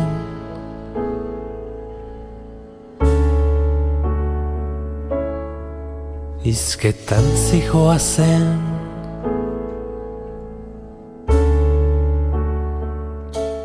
Otsaia atzean utzita martxoari abesti asko eskaini zaizkio, bereziki Gasteizko martxoaren 3ko gertakariei. 1976ko martxoaren 3an Zaramagako Asisko San Francisco Elizaren barruan biltzarra egiten ari ziren milaka langilei gas negarreragileak jaurti zizkieten poliziek indarrez aterarazteko. eta Elizaren ate bakarretik irteten zireneran 2000 tiro baino gehiago bota zizkieten. 5 lagun hil zituzten eta 150 zauritu. Kuraia, zesatek eta betagarri taldeek gertakari horri buruzko abestiak egin zituzten. Gaztelaniaz ere, hainbat abesti eskaini zaizkio gertakariari, baina aritu nahi zarakatzen eta lehenengotarikoa Gorka Nor izan zen. Gasteiz Martxoak 3 izeneko abestia egin zuen 1976an gertaeren urtean bertan. Tarragonan jaiotako gasteiztarra aitzindaria izan zen. Baina ze gertatzen da, bere diskoetako bakar batean ere argitaratua ez dagoela. Hala ere, 1976ko irailean Donibane Loizunen emandako kontzertu baten grabazio bat kontserbatzen da. Luis Llakekin jo zuen kontzertu hartan entzun harribitxi hau.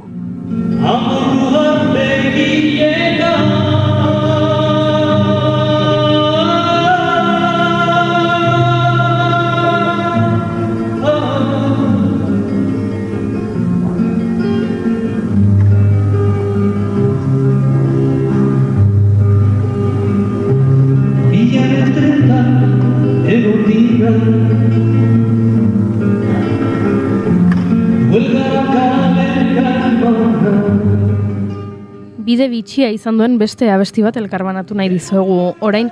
1976ko garaina hasi horietan Juanjo Urangak ere Martxoak 3 izeneko lan bat idatzi zuen. Hainbat hamarkadatan argitaratu gabe egon zen, harik eta 2020an Sabin Salabirriren laguntzarekin Atempo abes batzak erreskatatu eta estreinatu zuen arte. Berezia izan zen oso urte hartan, Martxoaren 3an, gertakarien Elizaren barruan abestu zuteneko unea. Hori ere bada memoria historikoa.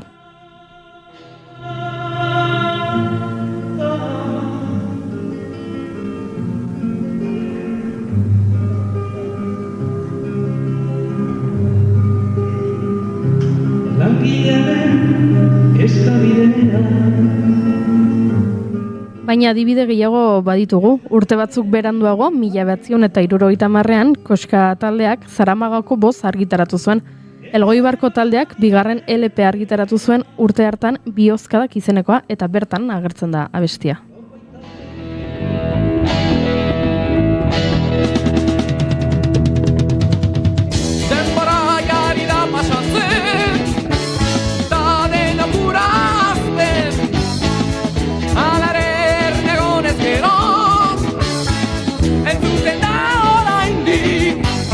Gasteizen izan zen motxa Entzuzak nahi badun gentzuzak Eurean nahiena hotxa Galdezan nahi badun galdezan Zaramagako poza Gasteizen izan zen motxa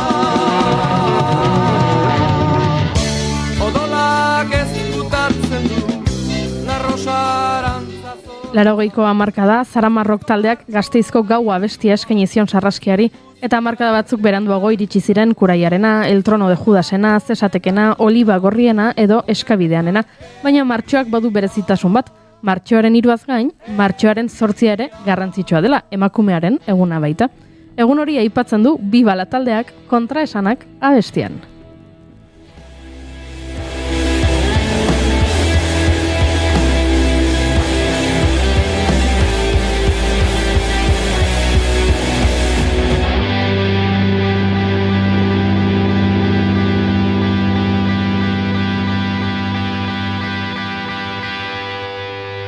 Somaliara eskoltekin doazen arrantzaleak, ertzaina eta laguna, erdalduna bertzaleak, liderrak agindu dezan egindako asambleak, iraultzaile da mutua, lokatzetan jeltzaleak, eizata zezenen kontra dauden aragi jaleak, bakegileak kartzelan, dauzkaten bakezaleak, lapurrak egazkinetan.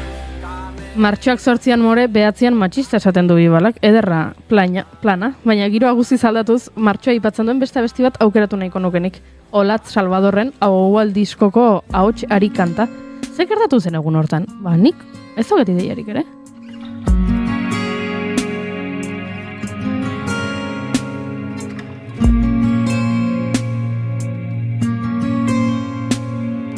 Gaur martxoak 18 eta portuak bibarku, noiz erori da sabaia, ta nola ez naiz ohartu, bizitzak eraman zaitu, zen eraman lekuraino, zerua ez dago argi, zerua ez dago laino, ahoalak nahi. Nik ere zagitza gertatu zen, baina badakit kantu hau kaleratu zuenetik, Olatz Salvadorri egun horretan zorion mezuak irizen zizkiola, eta berak ere elkar baratzen duela pozez, ez da nire urte betetzeguna, ez da auta beste, baina zuentzate garrantzitsu bada, pozez hartzen duela, eta izaten da.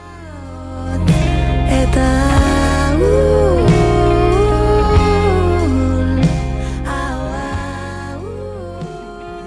Eta nik apirilera joan behar nuen, baina zuen proposamen bat iritsi zaigu, esan dugu, txatetik, telefono bidez, whatsappetik, sare sozialetetik ere bidali izen ezaketela, zuek ere ezagutzen bazenuten horrelako bestiren bat, eta iritsi zaigu bat, zeru gorriko egunak izeneko kanta bat, esianena, ze bertan aipatzen da, martxoaren 21, 2, 3 eta 4.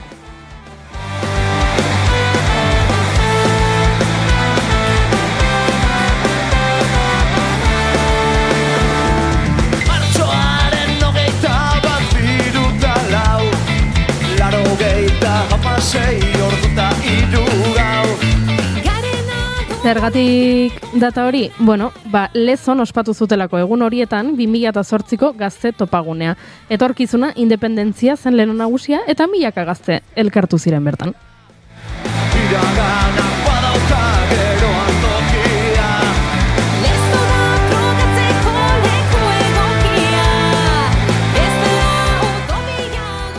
Jarrai dezagun aurrera apirilera iritsi gara eta emeak taldeak, 1980ko hamarkadako Euskal Herriko rock taldeak, apirilak 16 aipatzen du Edi Kokoranen balada izeneko abestian. Zehazki, 1960ko apirilaren 16a. Izan ere egun hartan hil zen Estatu Batuar rock musikaria. Gau hartan, Edi Kokoranek trafiko istripua izan zuen txipen jamen, autoak farola baten kontra talke egin zuenean. Londrestik Bristolera zijoan taxiari gurpilak eztanda egin zion eta bat-batean kontrola galdu zuen. Beraz, hortxe apirilaren 16a, baino badaude gehiago. Gatibuk apirilak 27 aipatzen du, Ruper Ordorikak aldiz apirilaren 20a, eta horrela maiatzera gerturatzen gara. Maiatzaren lehenari buruzko abesti ugari ditugu. Langileen nazioarteko egunari letra asko eskaini zaizkiolako. Izan ere 1889an Parisen aldarrikatu zutenetik, maiatzaren 1 Chicagoko martiria komentzeko eta langileen eskubideen eskabidea egiteko eguna da. 1886ko maiatzaren 1 Chicagon sindikalari anarkista batzuek greba bat abiarazi zuten 8 orduko lanaldi eskatzeko. 3 egun pasa ondoren, grebaren une gorenean Haymarketeko matxinada piztu eta greba bukatzeko 8 langile epaitu eta 5 heriotza zigorra jaso zuten. What's reason why?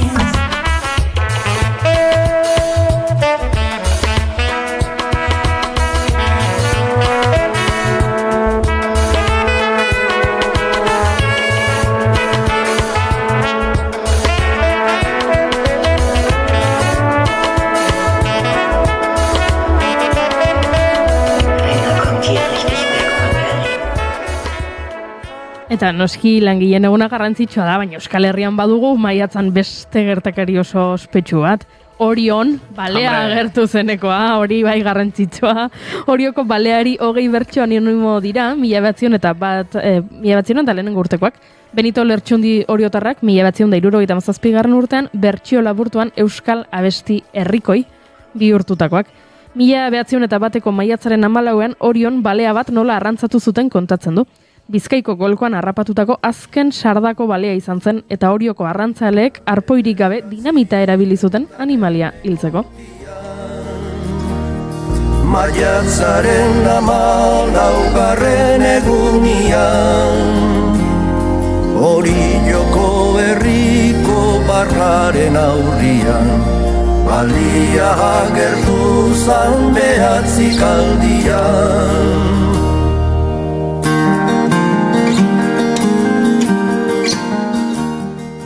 Baina maiatzean jarraituta oskorrik badu maiatzaren 11 aipatzen duen bat, maiatzaren 11an gertatu da urten, 1881 diote abesti batean.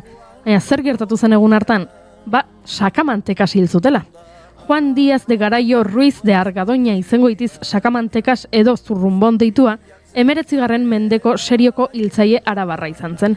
1870 eta 1879 bitartean, 13 eta 55 urte arteko 6 emakume bortxatu eta hil zituen. 1880an atxilotu zuten eta heriotza zigorra jarri zioten. Gasteizko Suta Asustegi Zaharreko presondegian garrotez hil zuten. Noiz? Oskorrik aipatzen duen datan.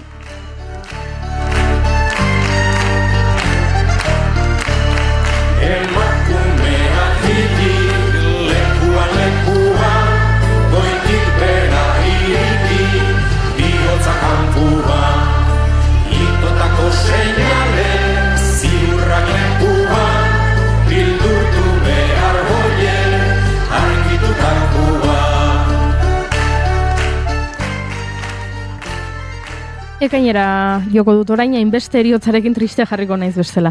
Badakigu Mikel Urdangarini ekaina asko gustatzen zaiola, nire besoak kantan honela dio, ekainaren 6 da, laztan barri honik ez irratian.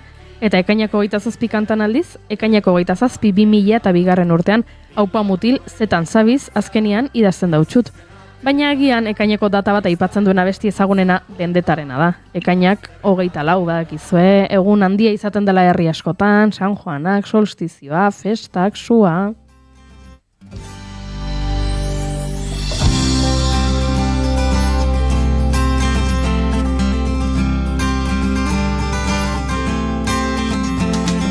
Ekainako 24 gabon, berrian zer berri, nure amalkoz usti, ta zeuena egin, idatzi soiez ez dut minau, inolan patzerik, ordelan taraman bezala, ezeak naramani.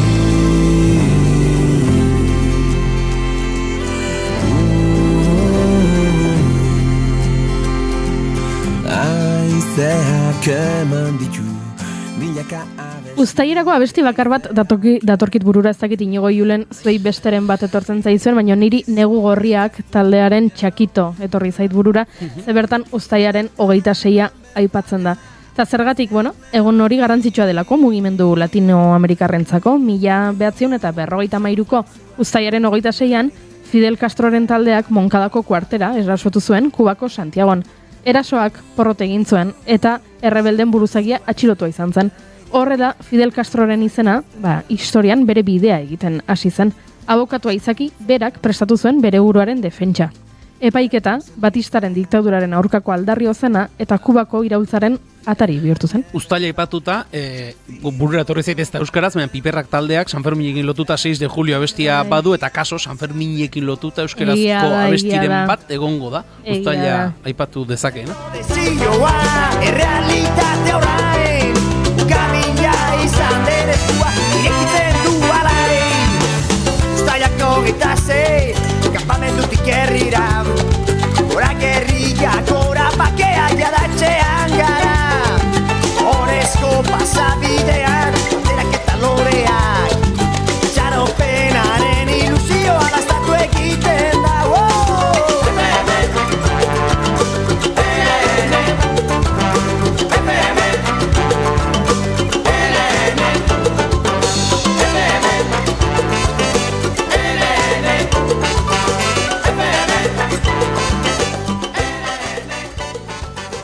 Eta abuztuan dagoeneko existitzen ez den lau itzal taldeko boluetan kantuan, Xabi Solanok abuztuaren 7. gaua aipatzen du. Baina urte guztia osatu behar dugu, beraz aurrera egingo dugu eta iraiera joko dut. Irailean, dorre bikien atentatuetan oinarritutako kanta asko ditugu. Hainbestetan entzun dugun galdera egiten digu betagarrik. 2001ko iraiak 10 non nintzen orduan, edo kaserna taldeak ere badu iraiak 11 izeneko bat. Hori bai, kasernatarrek argi uzten dute New Yorkekoa baino lehenago izan zela La Moneda.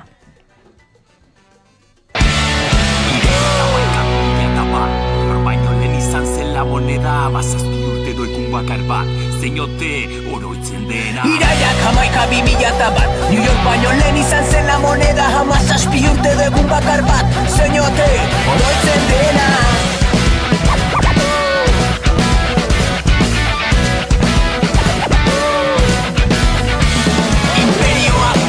Du karetak, laun itxura eskuan eskopeta, kolonialismo, made in the USA, kesu denari. Urrian aldiz, Zesantek taldeak urriak 11 aipatzen du, baina ez nuke jakingo esaten zergatik esaten duten data zehatz hori. Bai aldiz, baldin bada taldeak zergatik aipatzen duen urriaren 12. Abestian ondo kontatzen duten bezala, egun hartan, 1982ko urriaren 12an, Kastillako erregeek bidalitako kolon mertzenarioak Amerika aurkitu omen zuen, baina guazen azaroarekin. Azaroan enekantakek badauka, azaroak 13 izeneko bat, baina ez dakit zergatik den data hori eta horrela, iritsi gara, abendura. Hemen, abesti eder bat eskaini zion ibilbediko abeslariak Amari, eta berdan, abenduak 14, 19 barkatu aipatzen da, egun garrantzitsua amarentzat eta familiarentzat. Eta hildo berean, dolua erdigunean jarrita, Ruper Ordorikak honakoa dio kanta batean. Egun da, abenduaren lehena, 2008koa, gauza txikien erresumatik partitu da Maixua. Nor da Maixua eta zer gertatu zen 2008ko egun hartan, bada Mikel Laboa hiltzela. Euskal musikaren erreferentzia nagusi gisa goraipatua urte askoan bere bi lanbideak uztartzeko gai izan zen Laboa, musikariarena eta medikuarena. Medikuntza eta psikiatria ikasketak egin zituen Iruñan eta gero Donostian aritu zen mediku, baina baita artista politiko gisa ere. Bere azken emanaldia 2006ko udan izan zen, Bob Dylanen telonero gisa. Zurriolako Hondartzan, lekua gainezka zegoela. Laboa 2008ko abenduan batean hiltzen, 74 urte zituen.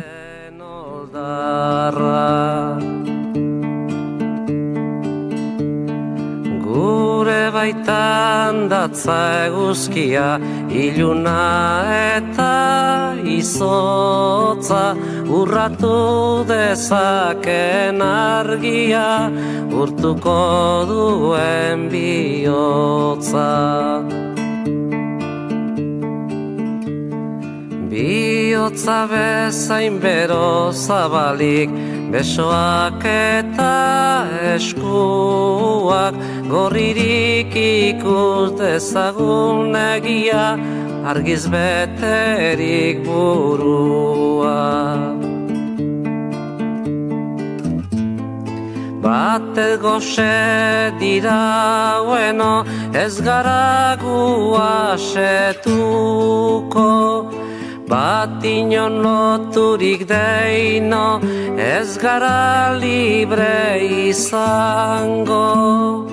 Bakoitzak urraturik berea, denon artean geurea, etengabe gabiltza baltzen, gizatasunari bidea. Inorez inor menpekorikan, norbere buruan jabe, herri guztio bateginikan, ez gabiltz gerori gabe.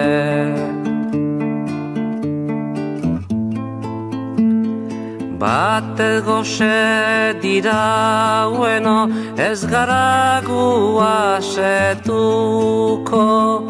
bat inon loturik deino, ez gara libre izango. Eguzkiak urtzen du goian, ailurretako elurra, huarkada jauzten ibarrera, geldi gaitza den oldarra.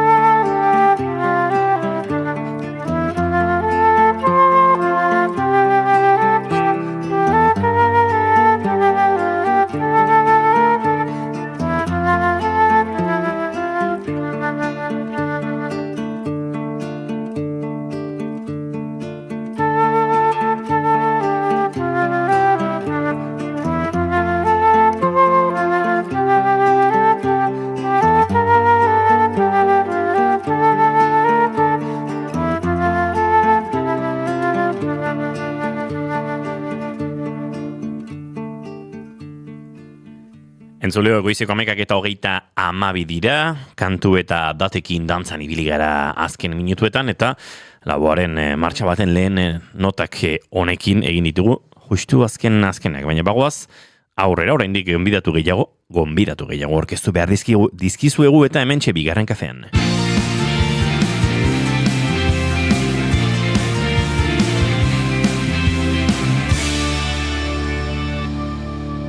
Bigarrenak ez direlako beti okerragoak, bigarren kafea.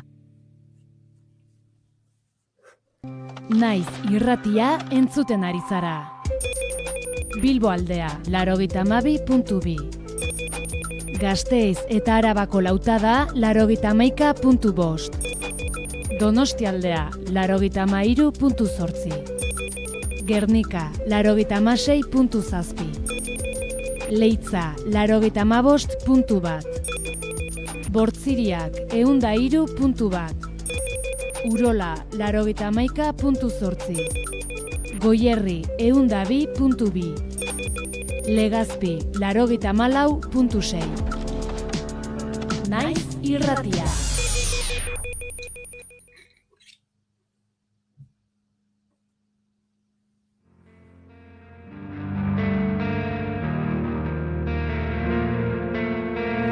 Malko guztiak kabitzen dira gure hilietan. Gezur guztiak kabitzen dira zuen egietan. Egun sentiak Jaiotzetik zerbait egiten ikasten bada, hori bizitza osorako izaten dela esan izan digute. Horrelako zerbait pentsatuko zuten agian, datozen minutuetan ezagutuko dugun ekimenaren sustatzaileek. Maiatzaren 7tik 17 bitartean egingo den Eusfera proiektuaren inguruan ariko gara. 0 eta 12 urte bitarteko haurren unibertsoa euskaldunagoa egiteko erronka du eta gurasoen parte hartze aktiboan oinarrituko da. Herriz herri antolatuko da eta egitasmoa hobeto ezagutzeko eta nola parte hartu daiteken jakiteko, Eusferaren eragile den Taupa mugimenduko Jon Zapata gonbidatu dugu bigarren kafera. Jon, egun honetan ongi etorri. Egunon. Zer moduz gara? Ondo esan beharko. Ondo. Guere, hementxe, ari gara ja urteari neurria hartzen. Jon, berehala hasiko gara Eusferaren inguruan hitz egiten, baina bigarren kafean gonbidatu guztiei hasieran bi galdera egiten dizkiegu eta galdera horiek Goiurik egingo dizkizu. Bai, nik bi galdera egingo ditut eta zuk bakarra aukeratu behar duzu erantzuteko. Bi galderak honakoak dira, lehenengoa. Jon, imaginatu etortzen dela zinema zuzendari bat eta esaten dizula zure bizitzari buruzko pelikula bat egingo duela. Baina ezin duela kontatu zu jaio zinenetik orain artekoa. Kontatu dezakela soilik zure bizitzako etapa zehatz bat. Galdera da, ea ze etapa aukeratuko zenuken, gero pelikula batean islatuta ikusteko. Hori da lehenengo galdera, eta hau bigarrena esan bezala aukeratu egin beharko duzu. Bigarrena da, ea nola irudikatzen duzun edo nola gustatuko litzaizuken behintzat izatea zure funerala, zure hileta. Beraz, hortxe bi galderak, pelikularena eta hiletarena, eta zuk aukeratu zein erantzun. Ez dakitzen egiten zaian errexagoa. Bigarrenaren alde ingo dut, eta nola gustatuko litzaiake? Labur, bakoitzak behar duena eginez, eta batez ere, sobran dirurik baldin badut, azkeneko ospakizun horretan gastatzen. Egira. Dotore. Neurrikoa. Tira Jon, zure erantzun horren ostean, Eusferaren inguruan hitz egiten hasiko gara, esan dugu guk, maiatzaren 7tik 17 bitartean egingo dela ekimena bera, baina abenduan aurkezpena egin zenuten, zertan zabiltzate, pixkanaka motorrak berotzen? Bai, hori da, azkenean nazio mailako ekimenak diren kasuetan eta antolakuntza faseak luzetxoak izaten dira, honen kasuan gutxien ezala izango da, eta abenduan aurkeztu genuen batez ere, herriak ja mugiarazten hasteko edo esango genuke. Aipatu dugu, sarera orokor horretan, gure aurrentzat unibertso euskaldunagoa helburu duen ekimen bat dela, horrelakoetan zerbait antolatzen denean, ez dakit behar bat somatzen delako, gabeziaren bat ikusten delako izaten da, nondik dator Eusferaren sorkuntzaren ideia? Kasu honetan, kezka partekatu bat izan dugu oinarrian, ez? Hezkuntza eragile desberdinek, guraso elkartek, euskalgintza sozialak, instituzionalak eta bar, oinarrian edo erdigunen jartzen dugun kezka partekatu bat jarri dugu, ez? Izango litzateke azken finean, gure aurrek edo gaur egun aur gaztetxo diren horiek zenbateko aukera izango dituzten etorkizunen euskaraz egiteko eta gaur egundik zer egin dezakegun horri buelta emateko, ez? Kasu honetan, batez ere, kezka hori kokatuko genuke edo gure inguruan, gure ingurune hori gero eta erdaldunagoa dela somatze horretatik datorren kontu bat izango litzateke azkenean. Jon, aipatu dituzu, alde batetik gaur egungo egoera, bestetik etorkizunare aipatu duzu, biak aipatuko ditugu, lehenik eta behin, gaur egun, gaurko errealitatearen ikuspuntu honetatik ze argazki aterako zenuke?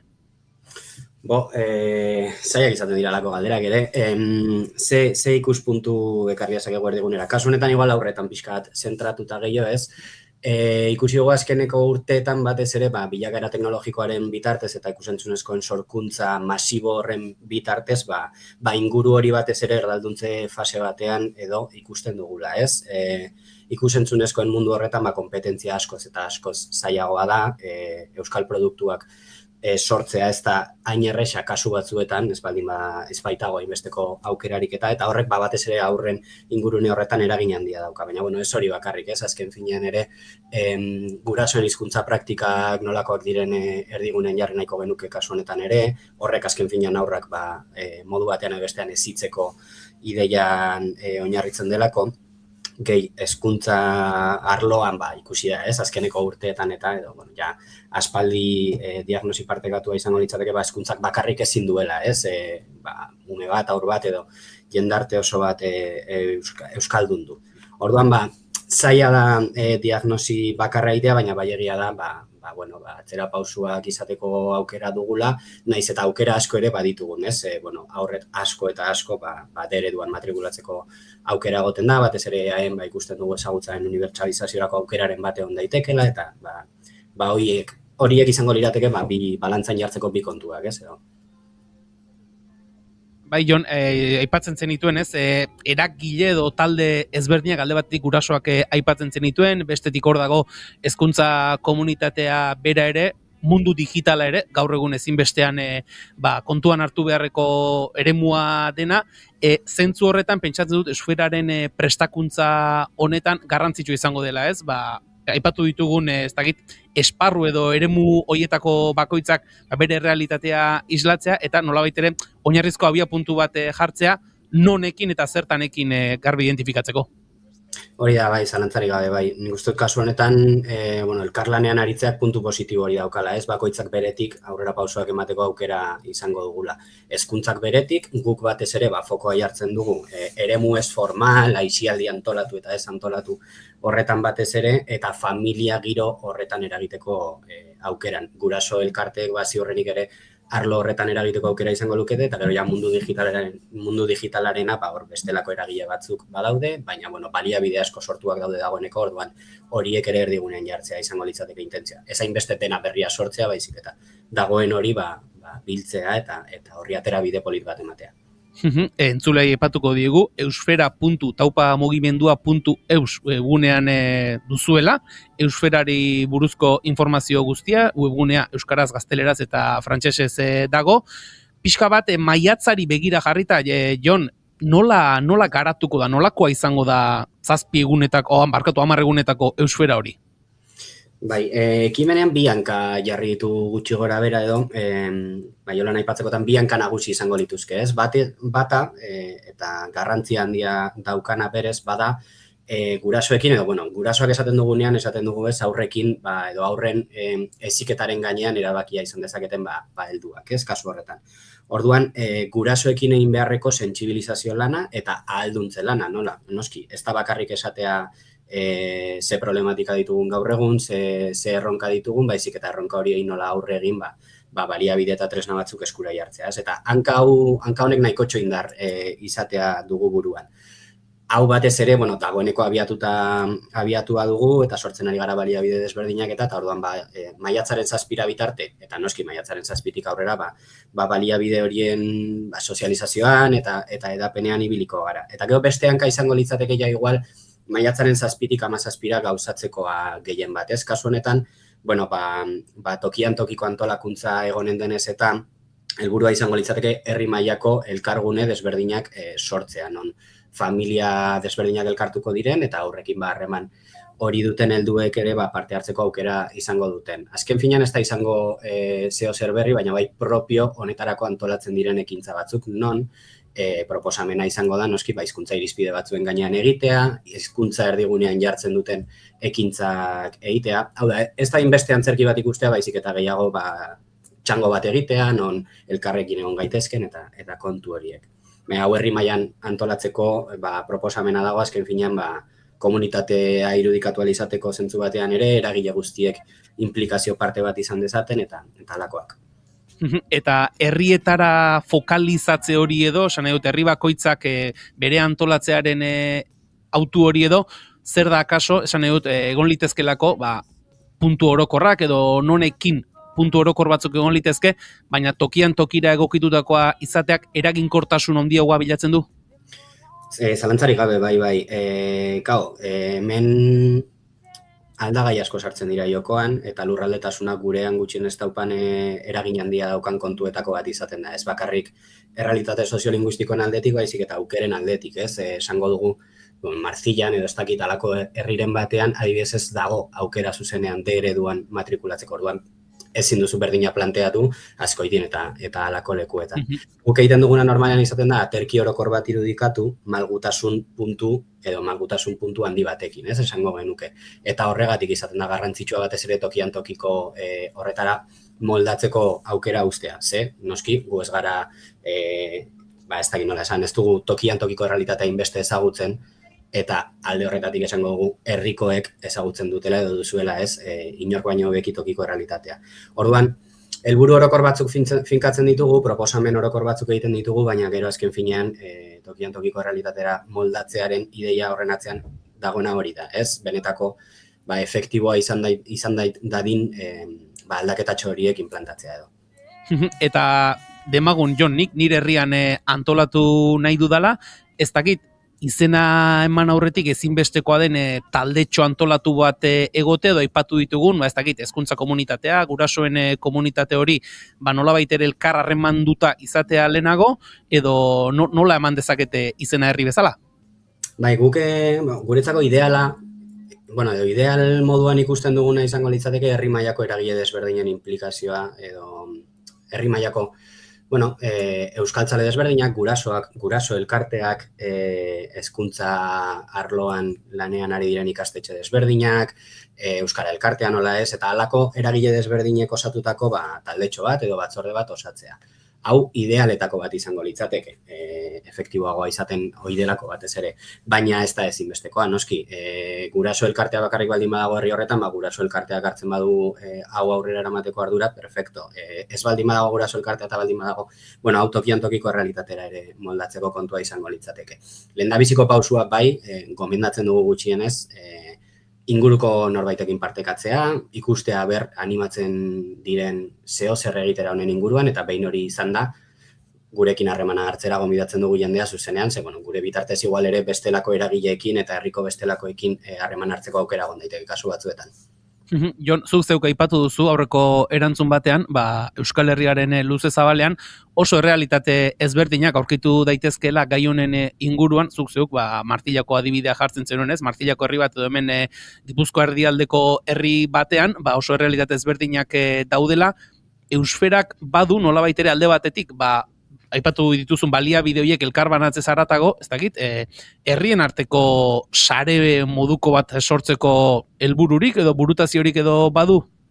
Hori zalantzari gabe tauparen helburuetan badago, ez azken finean eragile nazionala izanik eta halakotarako gutxienez bai egiten ditugu normalean online edo aurrez aurreko bilera zabalagoak izaten direnak ekimenaren gauza desberdinak aurkezteko edo zalantzak eta esperientzia horiek partekatzeko, orduan modu batean edo bestean bai bertan parte hartzen dutenek beste herrietan egiten denaren berri izaten dute. Orduan, hori da bai.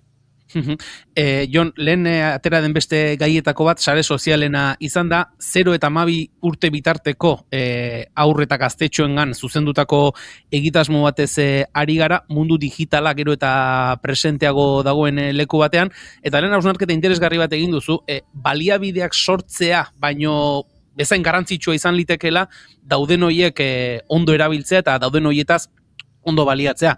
Zentzu horretan, eremu digitalean, egunero ikusten ditugu ez, guk ere izan dugu, gaur hemen Julen Unanu eduki sortzailea, gaztei begira, gazteentzako erreferente izan daitezken eduki sortzaile eta mundu digitaleko erreferenteen inguruan, ze egoeratan dago Euskal eduki sorrera hori? Beno, kasu honetan ere beste debate bat egongo litzateke ez, eta da adintarte horietarako zemotatako edukiak, zenbat kontsumitu behar den ere, hor beste kontu bat egongo litzateke ere igual aztertzekoa. Guk fokoa gehiago jartzen dugu batez ere marrazki bizidunetan, ikusentzunezko desberdinetan eta alakoetan. Sare sozialei dagokienez, nik onertu behar du, nik ez duela gaia gehiagi kontrolatzen, adin kontua izango da, ez dakit.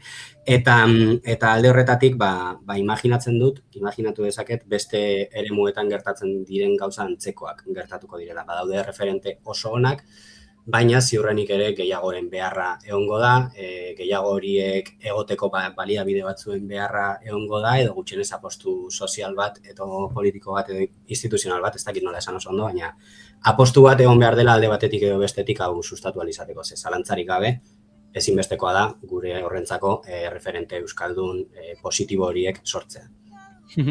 Jon, berriz ere nazio mailako ikuspuntu hori hartuta, lehen ere aipatu dugu, realitate ezberdinak bizi ditugula, ustez egoera on batean egon daiteken herri batek, beste herri baten esperientzia edo jasotzen duenean, ustez berriz ere komatxo artean diote, okerrago dagoen leku baten esperientzia jasotzen duenean, balio izaten du horrek nolabait ere akulu modura, ustez ondo gauden leku horietan ere pila jartzeko? Esango nuke, balio beharko lukela zentzu batean ere, bai. Egoera oso diferenteak dira eta nez hau sartzen esatera egunean baliagarriak diren, ez diren, kasuan behiratu beharko genuke, ez? Baina bai gutxienez ematen digu errealitatearen isla bat eta errealitatearen isla hori izango litzateke kasu honetan, arreta jartzen ez dugun kontuetan atzera egiteko aukera handiak ditugula, ez? Eta, kasu batzuetan igual aurrera pausoak ematea zailagoa da, egoera asko sobeagoa delako, edo esango dugu, noski beti aurrera pausoak eman daitezkela, baina kasu horietan ere, ditugun egoera horiek ondo mantentzea eta horietan aurrera pausu txikitxoak irudikatzea bada bideetako bat, ez, kasu honetan. Eta orduan behiratzen dugunean, igual egoera desberdinak dituzten herrietan, isla hori edo hori sortzeko aukera egon daiteke. Nik uste du kasu askotan baliagarria izaten dela batez ere ikusteko zailtasun gehiago dituzten eremuetan eta zelako indar soziala egoten den kasu batzuetan, ez? Eta horrek ematen du ere auspo bat eta positiboki begiratzen da hori eta orduan esaten da jo. Hemen hobeki gaudela nola ez dugu ere energia inbertituko honetan, ez beste leku batzuetan egiten dutenean. Jon, Eusferaren antolakuntza honetan aipatu dugu, zuek taupa mugimendua zaudete, eta lehen ere aipatu duzu, baina zuen erronken artean, zuen jomugen artean badago ez, sarea, komunitatea, euskararen inguruko sare hori sortzeko erronka. Hori da, bai, azken finean, taupa euskaltzalen mugimenduak batez ere mugimendu izaera lantzen hasi den horretatik edo esango genuke, helburuetako bat, lehen ere bazena, baina beste modu batean, ez, Euskal Herri mailan euskaltzale aktiboak egotea da, zalantzarik gabe. Lehen batez ere Euskal Elkarten bitartez lantzen genuen kontua, orain ere, azkeneko urteetako analizitan eta diagnosietan konturatu gara, ez dela modu bakarra, obioa da, noski, baina ez dela modu bakarra eragiteko, ez? Eta orduan, dauden ekimen desberdinetan sortzen diren taldetxo horien indarra ere oso baliotsua dela konturatzen gara, ez? Euskaraldian, korrika batzordetan, eta alakoetan, piztu eta desagertu egiten diren batzorde horiek edo talde horiek duten indarra ere erdigunean jartzen dugu. Orduan, modu batean edo bestean saiakera bat egiten ari gara, hori artikulatzeko edo sare forma bat emateko edo gutxienez harreman bat izateko, ez? Eta, halako ekimenek ere aukera ematen dute horretarako, batez ere gero proposatzeko ere antzeko gauzak daudenean edo pixkat halako bide hori jorratu izateko. Esan dugu, Eusfera maiatzaren 7tik 17ra egingo dela, aipatu dugu izen emateko epeak eta martxan direla, noiz arte egongo da Jon izen emateko epea? Zabalik dagoeneko eta ez da itxiko, azken finean ez da izen emate ofizial moduko bat, ez? Da batez ere, izen ematearen helburu bakarra izango litzateke gure kasuan da, jakitea, aber non zehoz ere ingo duten, batez ere, harremana izateko eta gauzak errestual izateko alden kasuetan. Hau da, harreman bide bat da gehiago izen emate bat baino, galdetegi baten bitartez egiten da. Orduan itxi ez da itxiko, gobindia da, alik eta lasterren egitea, ze horrela guk berri dugunean ere, ziurrenik informazio gehiago partekatzeko aukera izango dugu, edo tresna batzuk edo beste emateko aukera izango dugu. Hortxe beraz, eusfera.taupamugimendua.eus webgunean informazio osoa, eta argi eta garbi utziko duguna, Jon, norbaitek horrela zalantza edo baldin badauka, gutxien izuekin harremanetan jarri da dela. Hori da, bai, hori eskatzen dugu eta eskertuko dute ziurrenik ere. Jon Zapata, Taupa mugimenduko kidea, mila esker, eusferaren nondik norako hauek azaltzeagatik, eta maiatza gerturatu alera izango dugu elkarren berri. Eskerrik asko zuei tartetxo emateagatik.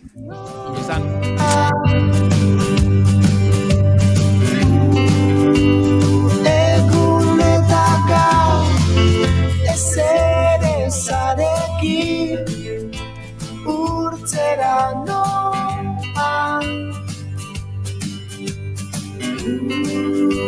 denbora galdu nau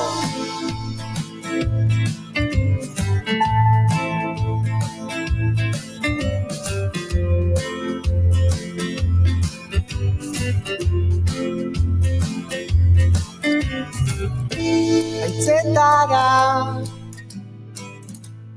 itxasargi lagune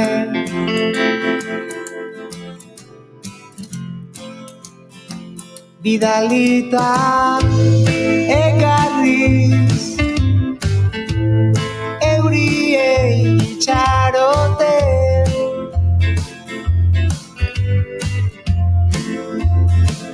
eserita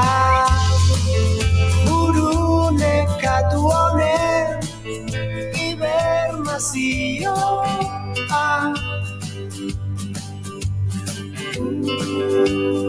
egun eta gau ezerezarekin urtzera noa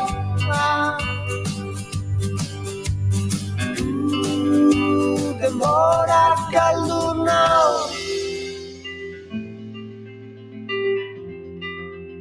denbora galdu nau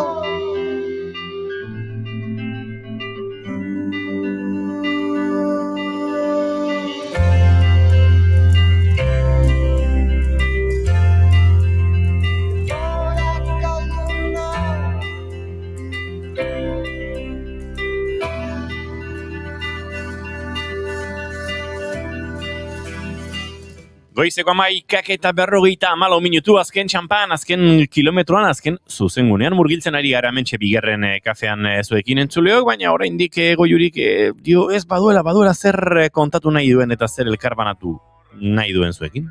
Bitxia iruditu zaidalako Mexikon gertatzen ari den zerbait. Pasaden astean, entzulei kontatu genien, Inigo ez dakit gogoan duzun, Danimarkan zerbait gertatu dela. Kendu egin dituzela, zer? Gogoan duzu? Bai, postontziak. Postontziak kendu egin dituzte Danimarkan, jada inork ez duelako posta zerbitzua erabiltzen, eta orduan erabaki dute, jada postontzi gorri horiek ez zirela existituko, eta enkantean saldu dituzte, jendeak etxean edukitzeko, nostalgikoenek zerbait eduki dezaten, posta garai horietatik. Orain, hildo beretik Mexikora jo dut, ze Mexikon gauza bitxi bat gertatzen ari da. Danimarkan postontziak kendu dituzte, eta Euskal Herrian ezagitu hartu zareten, hartuko zineten, geroz eta kabina telefoniko gutxigo daudela. Kentzen ari direla, jada kendu dituztela gehienak, eta orain, zuk zure herrian nahiko bazenu, agian etortzen zaizu oroitzapenen bat esan ez, hanko plazan bazegoen, jada ez da egongo. Ezagutu ditugu adibideak, horrei buelta ematekoak, ez alegian, adibidez, Julen, antxe zesango nuke galeria edo... Argazkien erakusketatxoa jartzen dituzte. Kabinan hori da, beste erabilera batzuk bilatu dira kabina telefonikoentzako, Mexikon kontrakoa gertatzen ari da. Kabina telefoniko gehiago jartzen hasi dira. Zer dela eta? Kontua da, CFE Telekomunikaziones enpresak iragarri duela, eundaka eta eundaka kabina jarriko dituela. Zehazki, oraino, urrengo hilabetetan, 848 kabina jarriko dituztela, Veracruz, Oaxaca eta Chiapas inguruan. Bere abisatu zuten aurretik, bere asmoa bazela, geroz eta gehiago jartzea, eta jendeak ez zuen ulertu, ze 2026an gaude, smartphoneak bihurtu dira, gure sakelen jabe, esan dezakegu, eta adibidez, Euskal Herrian gertatu dena da, da inorketzuela telefono hoien beharra. CFE enpresak esan du, konturatu direla, belaunaldien artean sekulako arrakala dagoela, eta gaztek, mugikorrak dituztela, baina oraindik helduek ezetz, eta kabinak kentzearen kontu hau, munduko beste lekuetan egiten den kontu hau, badela, gure helduentzako kaltegarria den zerbait, eta arrakala hori txikitzeko eta gutxitzeko asmotan, erabaki dutela gehiago jartzea, eta nahi dutela, arrakala belaunaldi arteko, eta baita digital hori ze egia da esaten dute, Mexikoko zonalde batzutan, oraindik ere, ez dakit nola esan, kobertura edo estaldura ez dela hain ondo iristen, eta herri askok oraindik ere badutela telefono finko baten behar hori herrialdeko beste zonalde batzuekin komunikatzeko. Oso bitxia iruditu zait, 848 kabina jarriko dituztela, abenduan esan zuten dagoeneko badaudela 580.000 kabina Mexikon zehar, eta gehiago izango dituzela urrengo hilabeteetan, ze asmoa badela, jartzea eta jarraitzea kontu honekin. Ez omen daude denak ados, baina, elkarte asko oso pozik agertu dira, adibidez, AMEDI dela Asociación Mexicana del Derecho a la Información, eta beraiek esaten dute, informaziorako badela interesgarria hau, baina izan daitekeela eredu anakroniko bat, baina, alare momentuz, jendea pozik dago, eta kabina gehiago. Oso, harritu egin hau albisteak, hemen kontrakoa gertatu zaigulako, kendu egin direlako, eta esan dut, hau elkarbanatuko dut beraiekin, dena ez dadin albiste txarra izan, ze postontziena tristea, baina hau guztar tristea. Ez, albiste ona iruditzen zain niri ere. Aizu, bagurta horretik, Unai Urretxori galderat egin diogu, Hego Korea eta urte betetze ospakizunen inguruan, eta Urretxok erantzun egin diguraintxe, beraz, agurta horretik entzungo dugu, ea Korearrek ospatzen dituzten urte betetze egunak dagozkin egunetan urtarriaren batean edo ze demontre. Apa, Inigo eta daun guztixo urte berrion, ez dakit esantik enondion urte berrixa, baina, esango, espero dano ondo egotie, men Koreatibe dana ondo, eta, zuin galdera aurre ingotzet, hemen urte berrixe ospatzen da, gainera, badakizu hemengo, Ego Korean estatu batuetako influentzia ondia dauela, orduan, itxen dabe un poco alo yanki, azkenean 10 segunduak kontatzen dituzte, eta udaletxe guztixetan, goten da kontaketan muruko bat, telebistan ere, eta jentziak ospatzen da urte berrixa hemen, gabonak iztenten dira proa sozuoak, baina eta guk etxien lo ospatuko ben, oien. Baina, horrengo egunen, ingaben, bazkera proa berexixea, eta, ondo pasago ben. Eta, espero zi ondo paso zuzula, eta ez noiz joango nazen Euskal Herrira? Uztailan joango naz, kontekutzu berrixak, eta berre goten garen, eta joango nazi ilusio askokin, eta berri apur bat zehatzauak ukitzen dutenien, zen batzuet. Horixe, bezarkada haundi bat, danoi, eta ondo hasi urtia, agur. Hementxu Unai Urretxoren mezua Hego Koreatik, uste dute urtebetetzearen inguruko galdera ez digula oso ondo ulertu, baina biharko insistituko dugu entzuleok zuek lasai, behintzat badakigu Gabonen ospakizun giroan nolako izan den bertan. Guk agurtzeko ordua dugu, Julen Goikoetxe Arbegozo datorren aster arte, ondo ibili, Goiuri Zeizaran diazu bihar arte, eta zuek entzuleok plazer baduzu, gu bihar goizeko 10:05 hementsi izango gara orain, informazioaren txanda. Naiz, irratian agur!